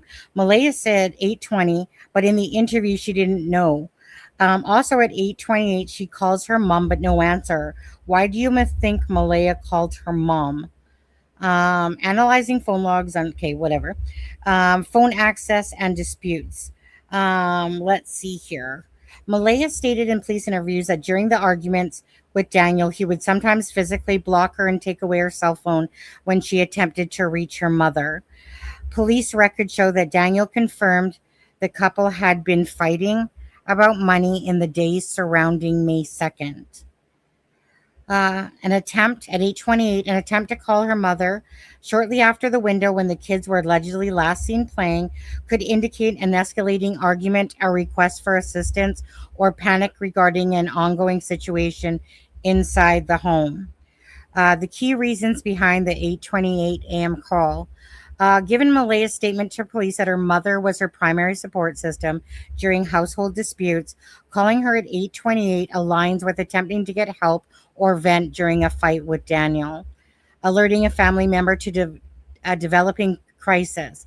If something unusual had occurred with the children or an argument broke out regarding their whereabouts between 8 to 8:20 a.m., reaching out to her mother would be logical. Well, no, she saw Lily at 8:20, so that's just it, right?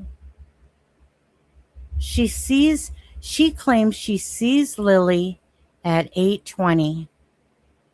She doesn't go check on the children at all. When she, remember, wakes up and sees Daniel doing drugs in the bathroom. And so 8:20, it was approximate time, right? Daniel said a few times. They claimed that from 8 o'clock basically to 8:30, Lily had come in the rooms multiple times. When I asked Daniel about Maleyha seeing Lily, again, what stupid answer that Daniel gave was, well, he's not going to comment on what Maleyha seen. If you're telling the truth, you wouldn't give a fuck. You would legitly just say, yeah, Maleyha saw, Lily poke her head. But maybe he said he didn't want to answer that because he knew it was a lie in the first place, right?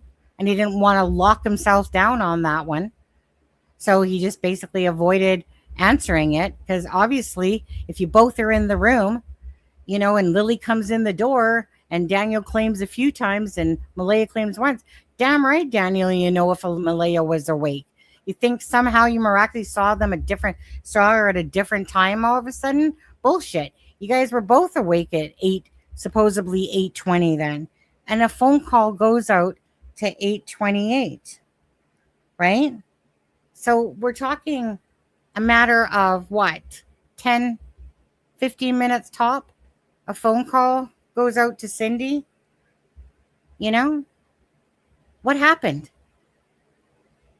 Did Daniel talk her out of, calling her mom in a sense? Because her mom didn't answer? Did Daniel be like, did he say something perhaps to Maleyha? All right.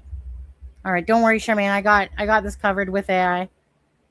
Yeah. Thanks for being here though. Enjoyed the soak. But you don't, I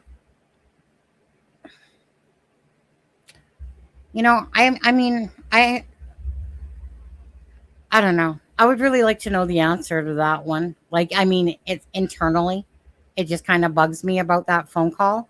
But, because it could have been that, Daniel was saying to Maleyha, look, just think about this. You tell anyone you're fucking like going down, or was it a phone call to say that Jack and Lily were missing?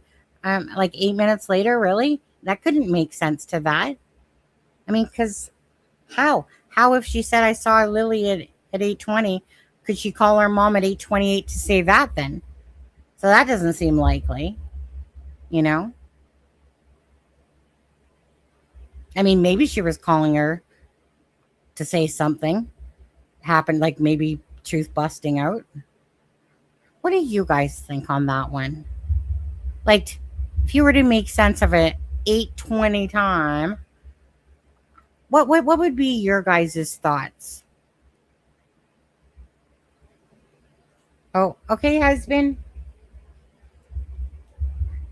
Okay, I'm gonna be right back. But I want, yeah, Epsom salts. What's cool trick? Tricks can really help. Baby monkey, I've learned this years ago and it has proven to be true. What's proven to be true? I'm a nurse, but I didn't know that because my patients were sleeping. Anything with quinine? You should give tonic water a try. It really helps as an RN. He's talking medical?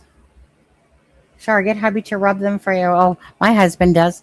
I'm like, husband, put mom my foot cream like I will do tonight. Rub A535. Yeah, mine have been hurting very badly. But anyways, I'm gonna be right back. Tonic water for cramps. Oh, sometimes I get those nasty ones in the legs and then they'll go away for a long time.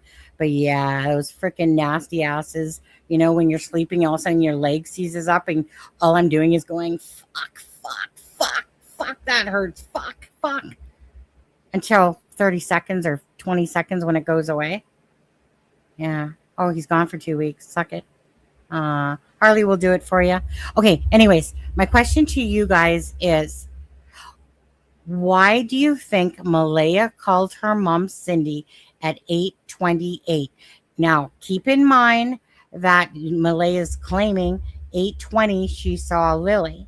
So it can't be, oh, she's calling to let you know I called the sick kids in sick this morning. Unless, I mean, she could, I guess, do that if they were playing a lie. Anyway, I'll just be right back, okay? Truthfully, I gotta go give the toilet a drink. Be right back.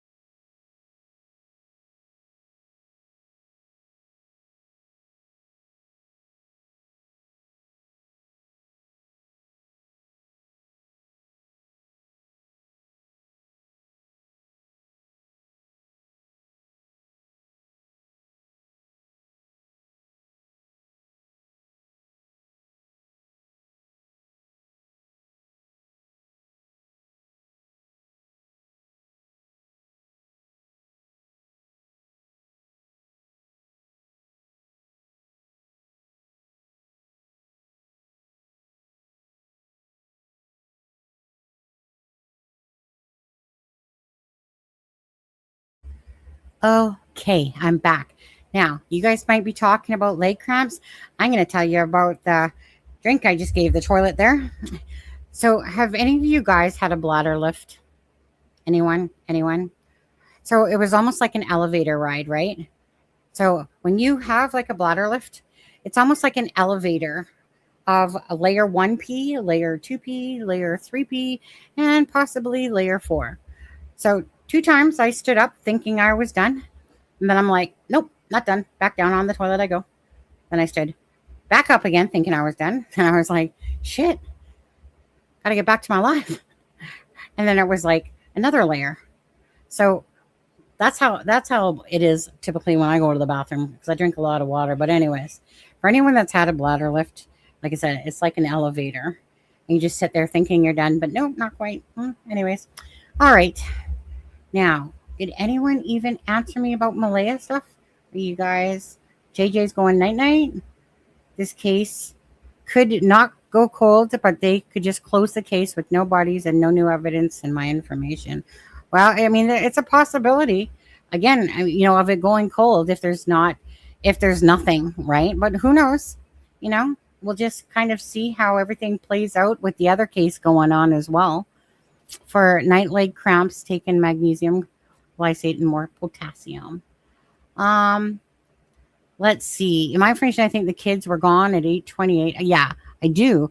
But why do you think, Joyous, though, that Maleyha actually called her mom? Because that is like, you know, actual fact right there. That's a factual tip. Oh, why did you do that? Like the wasp sting story I had to do. Oh yeah, I think I caught just the very gist of that when you got stung by a bee or something like that.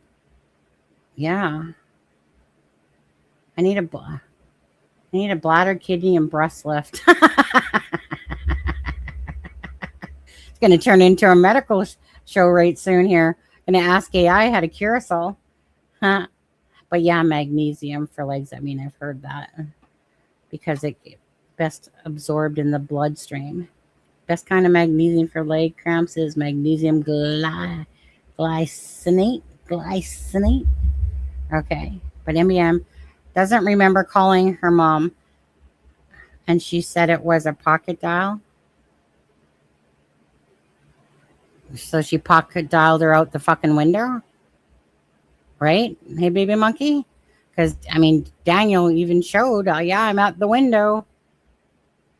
So what'd she do? So she was standing there at 8:28 pocket dialing? Yeah. Epsom salts, bath, magnesium. Okay, let's see. Hold on. Um, unless are you guys getting bored? If you guys are getting bored, do I have much more? Hold on.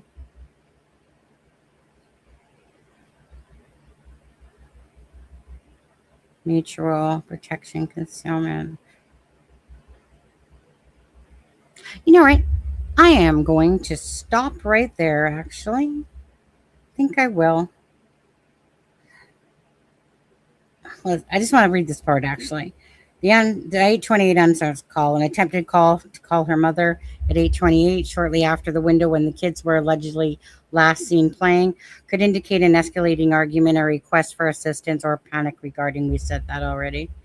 Okay.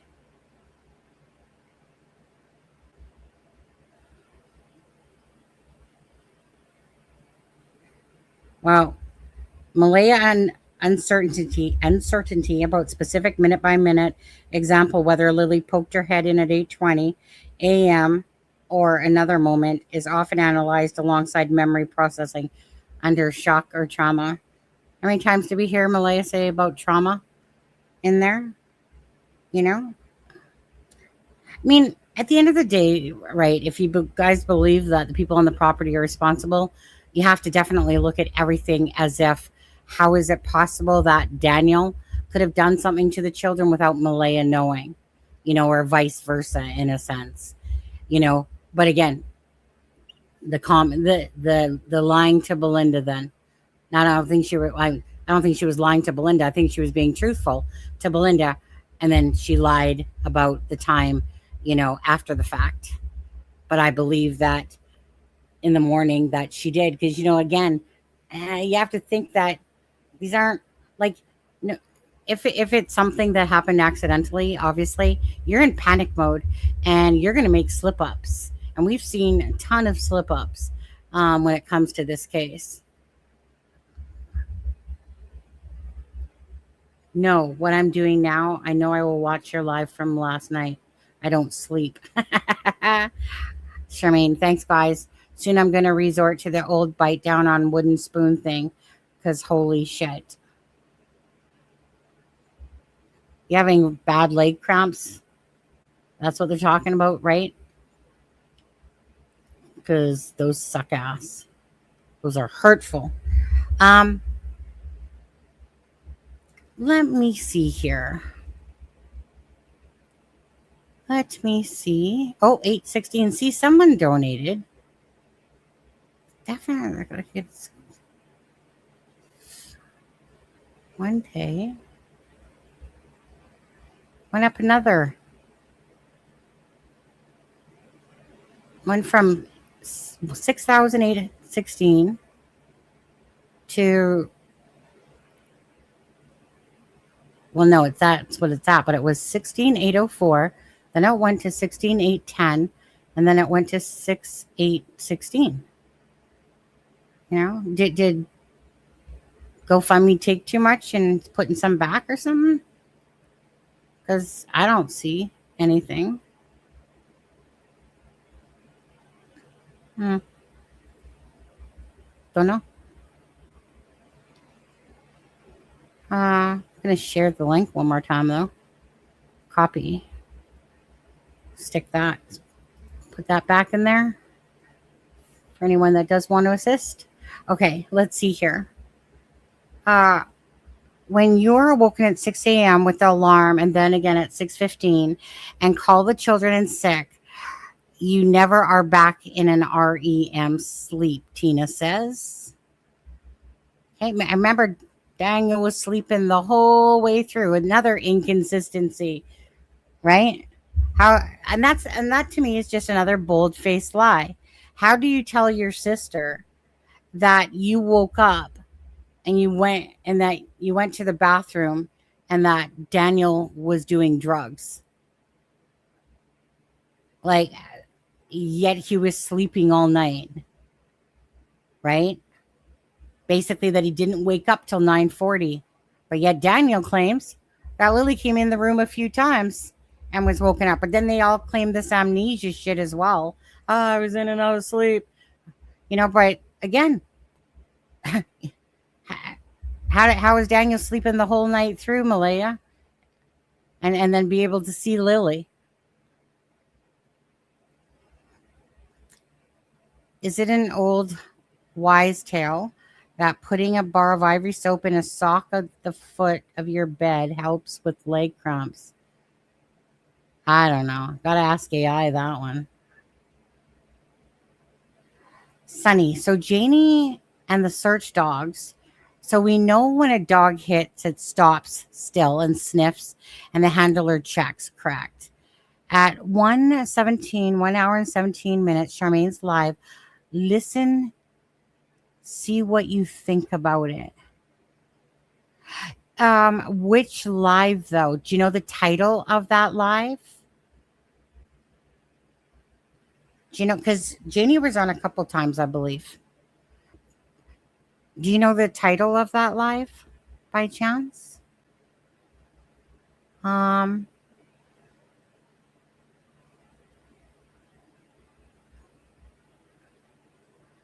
You guys are talking about a bar of soap, and all I'm thinking about is Daniel in prison at this point, bending over, and oops, I dropped the soap. Now you guys got my mind going.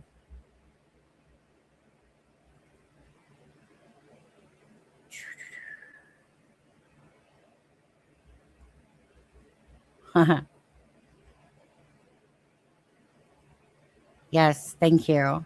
So 1 hour and 17 minutes. Kiki. Charmaine, I thought you were going to soak your bath in Epsom salts or something. Your legs. Heard about the onion one? Yes, you guys. Janie's live, the first one in the playlist. All right. Charmaine, before you go, yeah, that's what I thought you said, Charmaine. Thank you. Deafening silence. Appreciate that. Haha.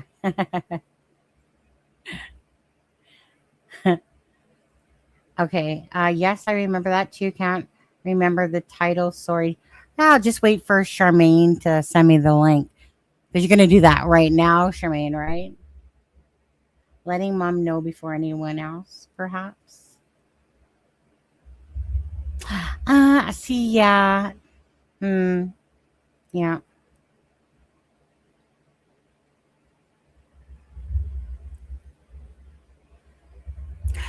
So Daniel's court date's coming up in just over a week here. What are you guys gonna call it that he's gonna say he's guilty? Right?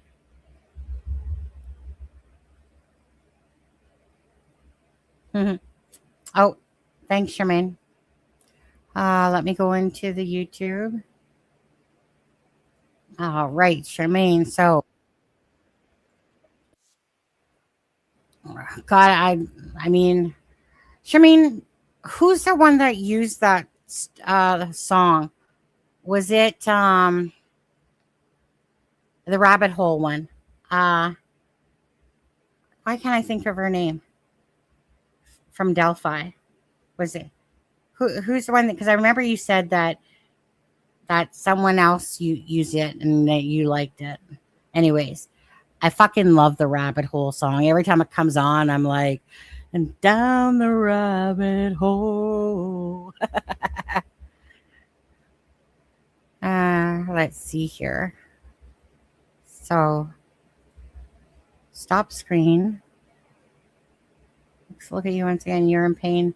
And you're still here for Jack and Lily. I know, right? Love Charmaine. Love Charmaine. Okay. I just like this song. Hold on.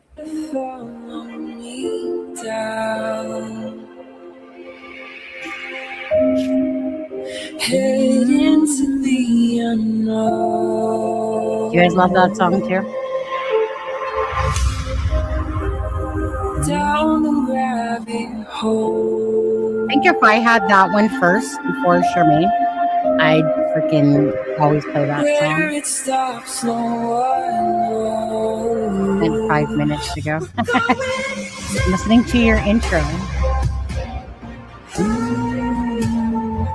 So sinister. Okay. So 1 hour, 17 minutes. Okay,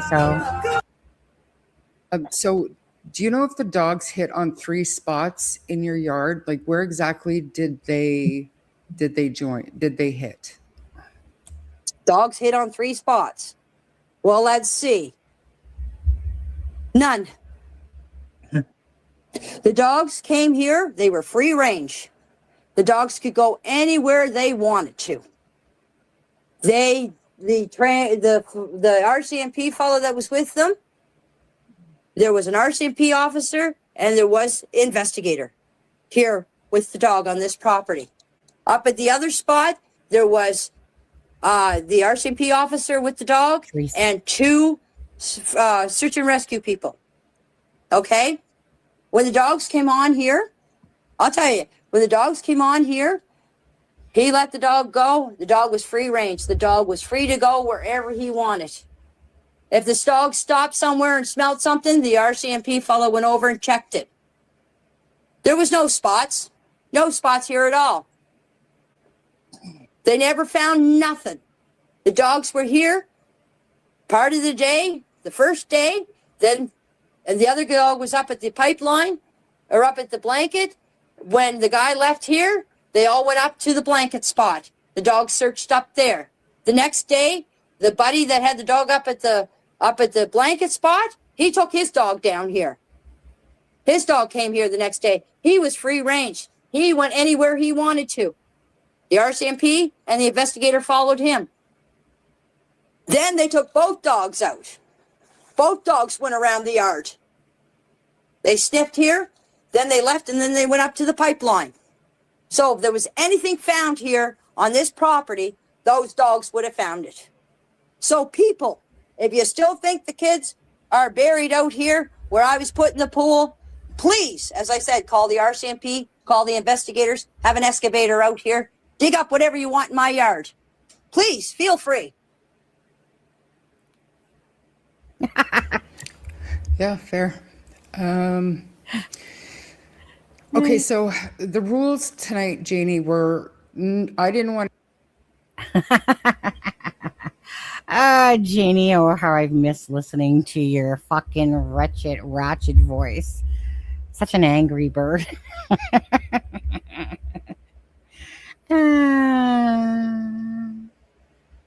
God, now that's just going to give me nightmares that I had to listen to that tonight, actually. I know I would have anyway, but...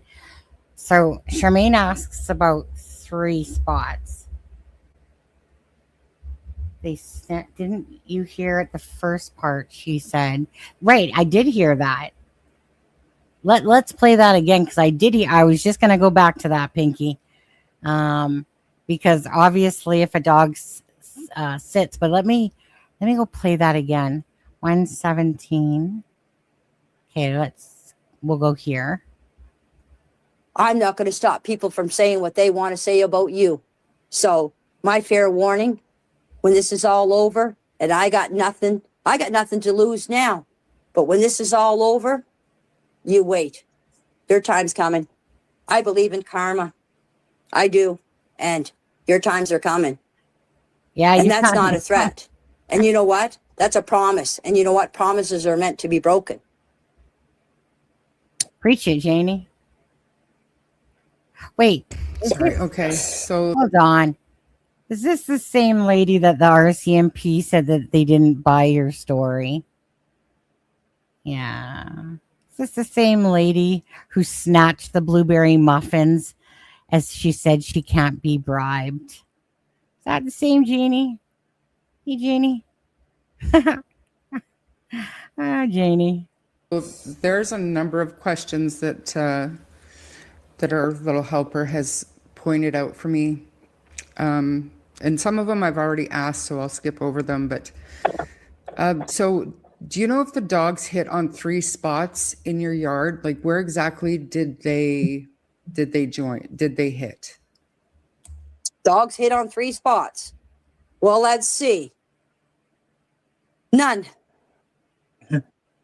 The dogs came here. They were free range. The dogs could go anywhere they wanted to. The RCMP fellow that was with them, there was an RCMP officer and there was investigator here with the dog on this property. Up at the other spot, there was the RCMP officer with the dog and 2 search and rescue people. Okay? When the dogs came on here, I'll tell you, when the dogs came on here, he let the dog go. The dog was free range. The dog was free to go wherever he wanted. If this dog stopped somewhere and smelled something, the RCMP fellow went over and checked it. There was no spots. No spots. So she says if the dogs went over and stopped somewhere, that the RCMP checked it. Is that the part you're referring to? Spots here at all. So do you know if the dogs hit on 3 spots in your yard? Like where exactly did they hit? Dogs hit on 3 spots. Well, let's see. None. The dogs came here. They were free range. The dogs could go anywhere they wanted to. The RCMP fellow that was with them, there was an RCMP officer and there was investigator here with the dog on this property. Up at the other spot, there was the RCMP officer with the dog and 2 search and rescue people. Okay? When the dogs came on here, I'll tell you, when the dogs came on here, he let the dog go. The dog was free range. The dog was free to go wherever he wanted. If this dog stopped somewhere and smelled something, the RCMP fellow went over and checked it. There was no spots. No spots here at all. They never found nothing. The dogs were here. Well, I mean, she totally just contradicted herself. So that whenever the dog stopped, the RCMP went over and checked it. But no, there was no spots. So basically, she just literally contradicted herself in that. Now, when Janie said about the 3 spots, she was just being facetious. Really, she's like 3 spots. Nope. Basically 0, nothing. No 3 spots. So that part I understood. And I think Charmaine just said that actually as well. She just repeated what I said. Yeah, absolutely. I agree. I think where she kind of hung herself a bit there was basically saying that when the dogs did, sit there and come across something and stop or sit or whatever, and then she says, "But they never got nothing. They never found anything." Well, like I said, typically, you know, for instance, when I was watching Border Control, if a dog uh, hit on the fact that somebody in the line, had some drugs, the dog literally just, sniff, sniff, sit down, right? And then, of course, obviously the dog has got a hit. Can a dog get a false hit? Absolutely, right? But bottom line is, if if a dog just kind of sits there, absolutely. So, how Janie knows that they didn't find anything? What are they gonna do? Announce it to her? I mean, honestly, are they gonna literally say, "Oh yeah, by the way, our dog hit on this and this and that"? No. I know. What about this wood stove interrogation? Yeah, that one always is curious about that one. Like what the actual true reference was about that on there. She should have been told what was removed in the great cleanup. She should have told what was removed. I'm going to have to go back and listen to these lives. You know, hell, I can't even stand listening to my own 9-hour live with Daniel on it. Gets too fucking boring after a while. It is Tim. It is my TV. Or is my hair pink? Yeah, it's your lighting, right? Your purple lighting making your hair look pinky. Trade names with Pinky on there. Okay, yes. It looks more pink, doesn't it? Let's do a glow up here. Boom. Yeah. Let's listen to a little bit more of Janie. Part of the day, the first day, First day? and the other dog was up at the pipeline or up at the blanket. When the guy left here, they all went up to the blanket spot. The dog searched up there. The next day, the buddy that had the dog up at the blanket spot, he took his dog down here. His dog came here the next day. He was free range. He went anywhere he wanted to. The RCMP and the investigator followed him. Then they took both dogs out.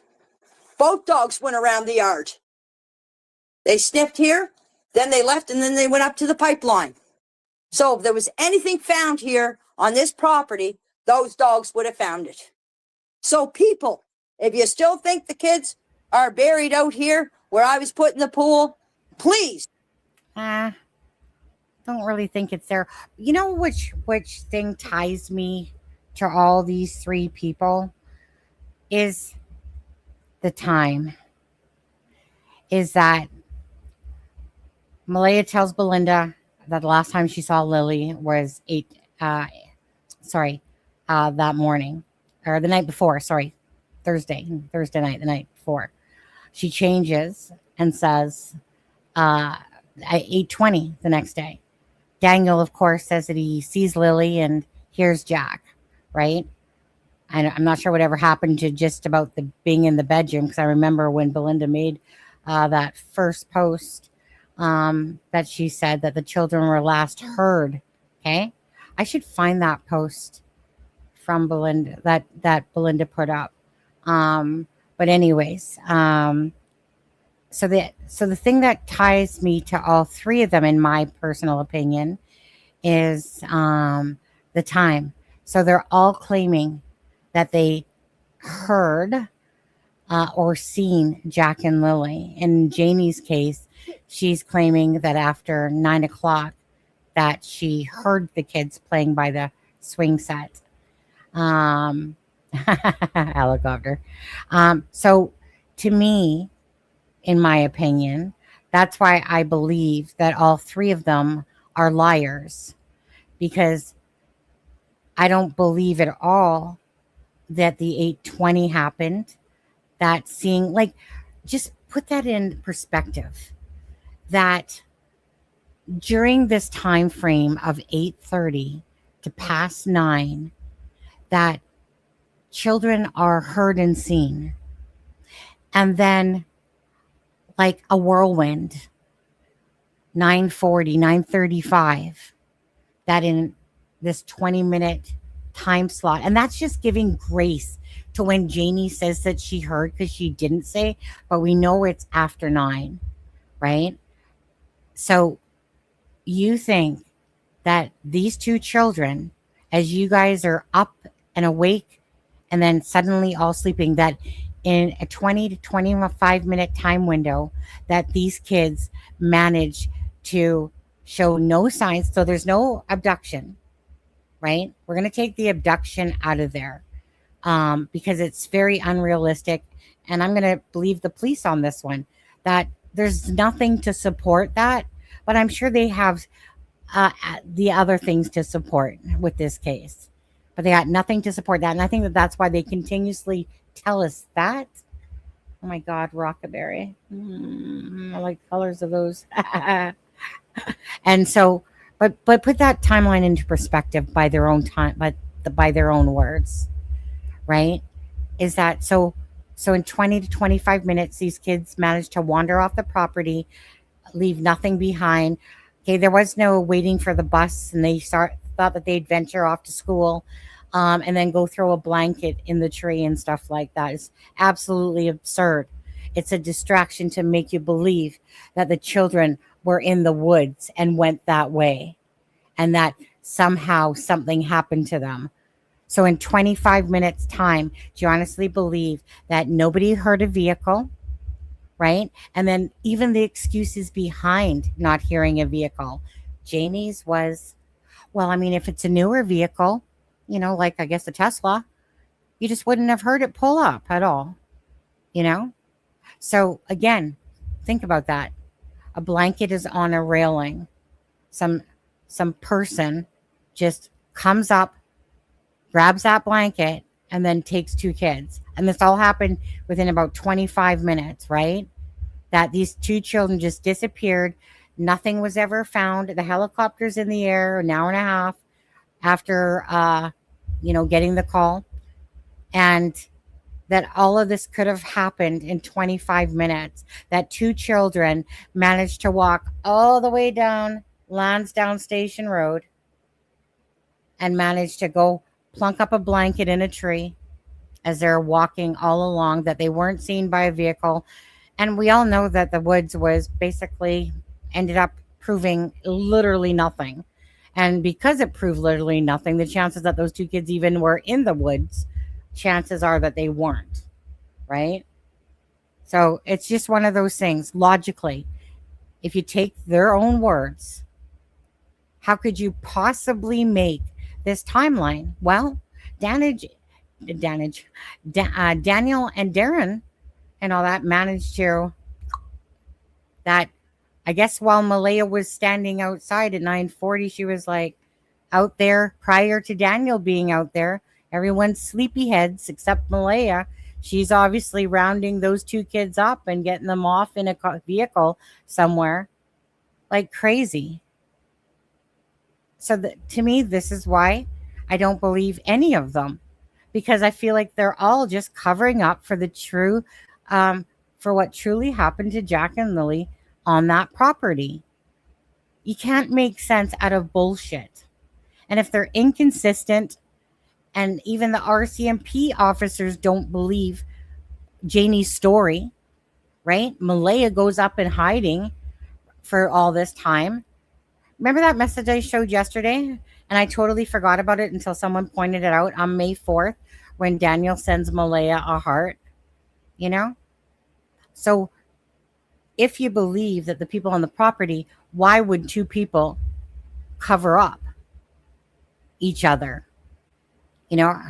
Apparently there was a lot of shit in that relationship going on, but still, what would still tie them together? Maleyha's trying to blame me for everything so she doesn't get in trouble. Because both of you. It's because both of you.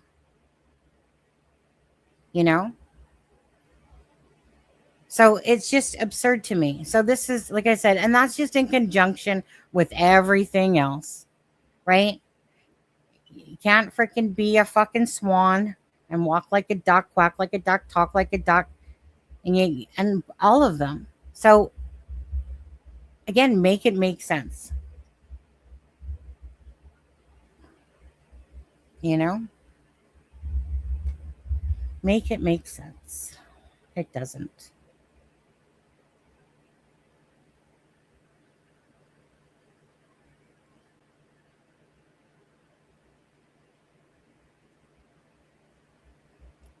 You talking about what's kind of like right in front of the face, baby monkey?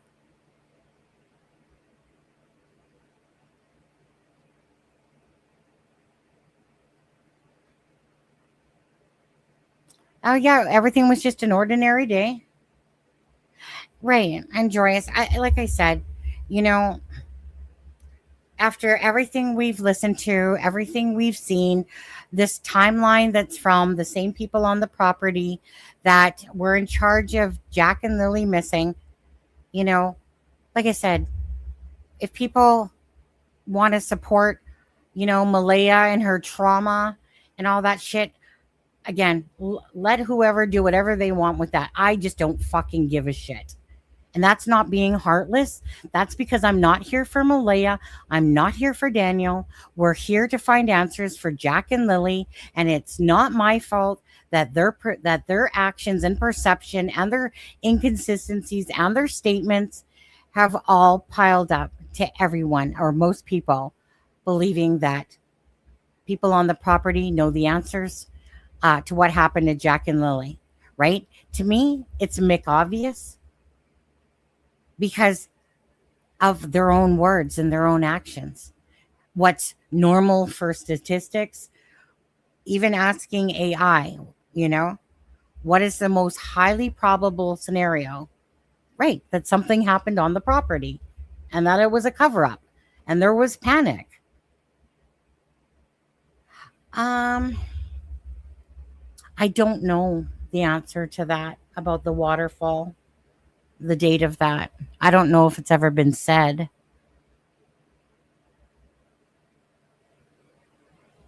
And Lily said, yeah, Lily's sick. We all know that this is like, that's just it, right? Try to make us not believe this isn't a crock of shit. Daniel and Malaya can't even get their Wednesday and Thursdays right. To me personally, don't sit there and hide behind the fucking trauma and all this shit. Like I said, at the end of the day, what should matter to them all first is Jack and Lily, and begging for people to, help keep their name and voice out there. Don't come at me 15 months later with your bullshit, acting like you've been doing all this shit. She can have her defenders all she wants. I have my own say. They can have their own say. But my say for me personally is bullshit, BS, utter crap.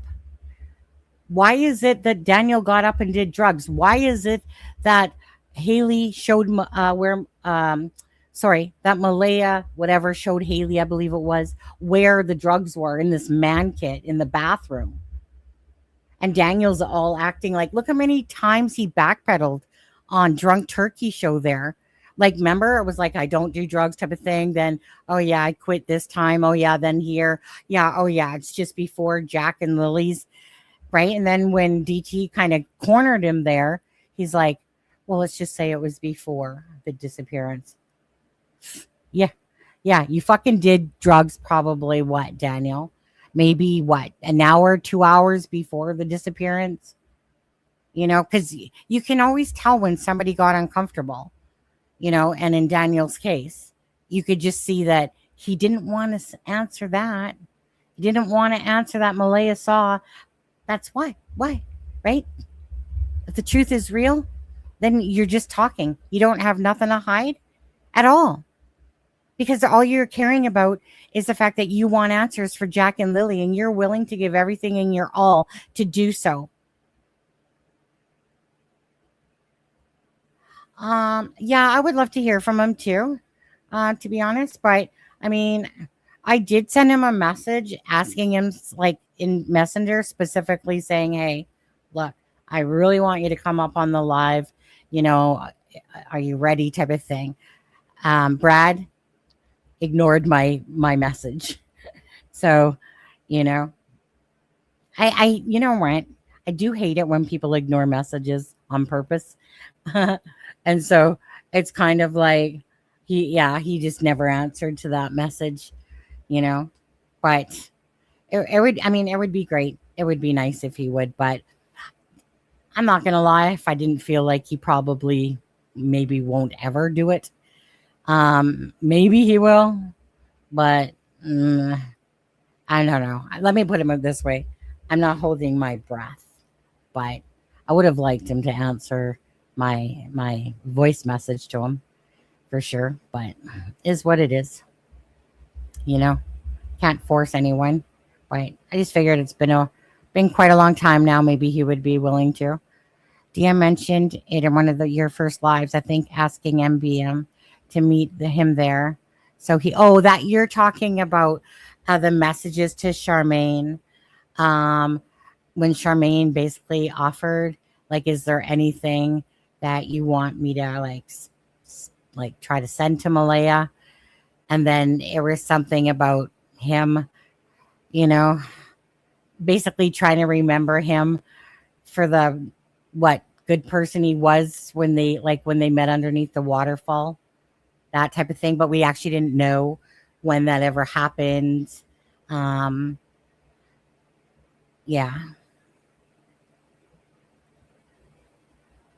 I haven't got an ad yet. Well, Pinky, you like me when you purchase the premium so you don't have to put up with ads? You know, I was going to say, those ads, I mean, I'll put it this way. If people don't want to pay for the premium and YouTube is all about ad revenue, and that's how they make their billions of dollars, because I have my ads on low. I don't have it on medium and I don't have it on high. So I do a lot of work, and if YouTube is going to put out ads type of thing, and I'm going to generate some coin out of these lives, right? Obviously from the YouTube, but I have mine on low, but I also pay for premium because I can't stand ads. I can't stand watching them, you know? It's kind of like when you have a VCR or something like that, and then you just can right past like the freaking commercials. Yeah. So all I'm going to say is, if you don't have premium, then you're cheaping out, because there's nothing worse than watching a bunch of ads on YouTube. And that's why I pay premium. It's like, I mean, I think when I started, it was like $17.99. I think it's like more like $25 now, but it's worth it. I'm willing to pay it.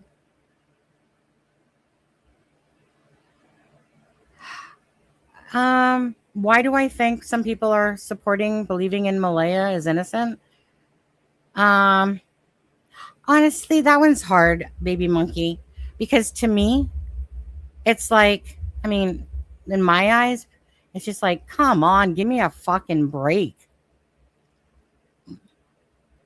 I think a lot of people use Maleyha and think that they're going to get answers out of Maleyha, whether that be friends that she considers friends, whether that be reporters. I think that a lot of it is just a bunch of bullshit people being fakes to get information on Maleyha. And then I think that there's ones that are truly just simply in Maleyha's corner, which is all of it's perfectly fine, you know, like whatever people want to do and stuff like that. But for me personally, I'm just like, I'm sorry, I'm here for Jack and Lily, and I'm just looking at their own words, their own actions, and what seems obvious to me without even batting an eyelash after this point in time. The words are hollow, the inconsistencies, the timeline, the different changes up of stories and stuff like that. Normal cases, if it's normal and it's what you would deem as watching people talk and truly caring and stuff like that, the actions in this case do not match to me at all or align with um, actions of people that are truly invested in finding about what happened to Jack and Lily. It's more about covering it up type of idea. um, like I said, absolutely, could we be wrong? Honestly, it's really hard to look different ways when you see so much shit, by them in your face all the time, that are just weird and just there's so much. Like for me, it's like a mound, like many mounds of manure that have just been piled upon us, and it's a matter of, you know, what people's own brain cells are thinking about the case. You know, like I said, I could be totally wrong, but at least I'm very level-headed and reasonable. And it's not like I'm taking this out of proportion to what I'm seeing. I'm not trying to exaggerate anything. I'm just using what's in front of my face, what their words are, lack of timelines, all that stuff. It just, none of it matches people that are traumatically missing two children, or that don't have knowledge of these anyway.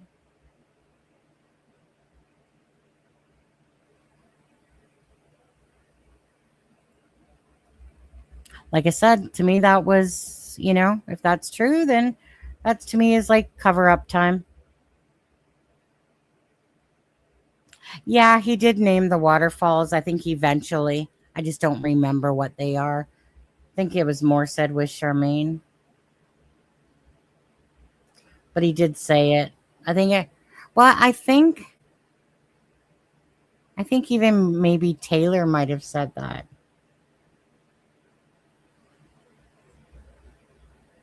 Oh, talk to YouTube. Okay. Where the falls are Round Island Beach. I thought it was their first date. Honestly, I just see Charmaine. What are you doing here, Charmaine? What was the name of the waterfall? Yes, ma'am. You don't even have to buy YouTube Premium. Why don't you just get ad blocker? You guys can get ad blockers. My husband uses ad blockers all the time. Just get something that blocks the ads.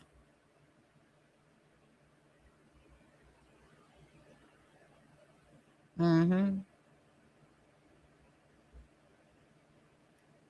There's falls. Charmaine, do you remember, was it Hindi Lundy where the falls were?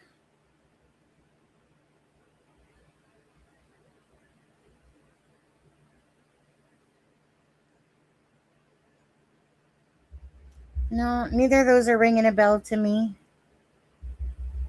It was like the Bay of Lundy or something, or see if Charmaine, because Charmaine obviously is not leaving us, or she's lying in the bath talking to us. I need to go right soon here. My husband needs to work early tomorrow. I don't work, like I work, but 12 to 8 all week. And then I got to work. I offered to work Friday as well, but in the morning. So if I do a live on Friday, it will be in the evening. Not the Bay of Fundy. Yeah. I know Charmaine knows it, unless she forgot what it was. But phone dying. I'm out of here. Night all. Okay, I'll just quickly do this. At Crime and Shame gifted 5 memberships, so congrats to those people that did get one. Share Cares 350 joules. Root Strength 30 joules. 2 joules from Sing Birdie. Butterflies 2 joules. Baby Monkey 279 super chat. Pinky $27.99 super chat. Thank you. And then Pinky again, 279 super chat. Thank you guys so much for being here tonight. I'm not going to hang out if Charmaine's not going to answer. But yeah, my husband, I'm hot anyway, you guys. I need to have something to eat. I just kind of came home and got ready for the live just because I know it's late by that time for that and stuff. Yeah. Deafening silence. 10 joules. He bejeweled. You bejeweled. You female or male? Deafening silence. You female or male? Joyous. Thanks everyone for that. Okay. Again, thank you guys for all your beautiful donations to Belinda and the GoFundMe. Thank you guys for being here tonight. Can't be on your live, beautiful, but my step-grandchild from BC are coming up Wednesday to Sunday. Oh, nice. Nice. Brrr. You know, whenever I see helicopter grandma, like, you know what I think of helicopter grandma? You know those little things in the trees that, you know, when you toss them in the air, they come down like little helicopters? That's what I think of instantly when I see helicopter. I'm Women's War. Oh, there you go. Probably should have known that. It's my channel name. Oh, okay. It's just that sometimes people change names, but I don't honestly know, to be honest. You know, unless somebody tells me, like Tamara said she was Tangerine, I believe, and stuff like that. I should have known. Anyways, you guys have a great night. And obviously, you know, this is going to be underneath the 3-hour live. Remove, add to stage.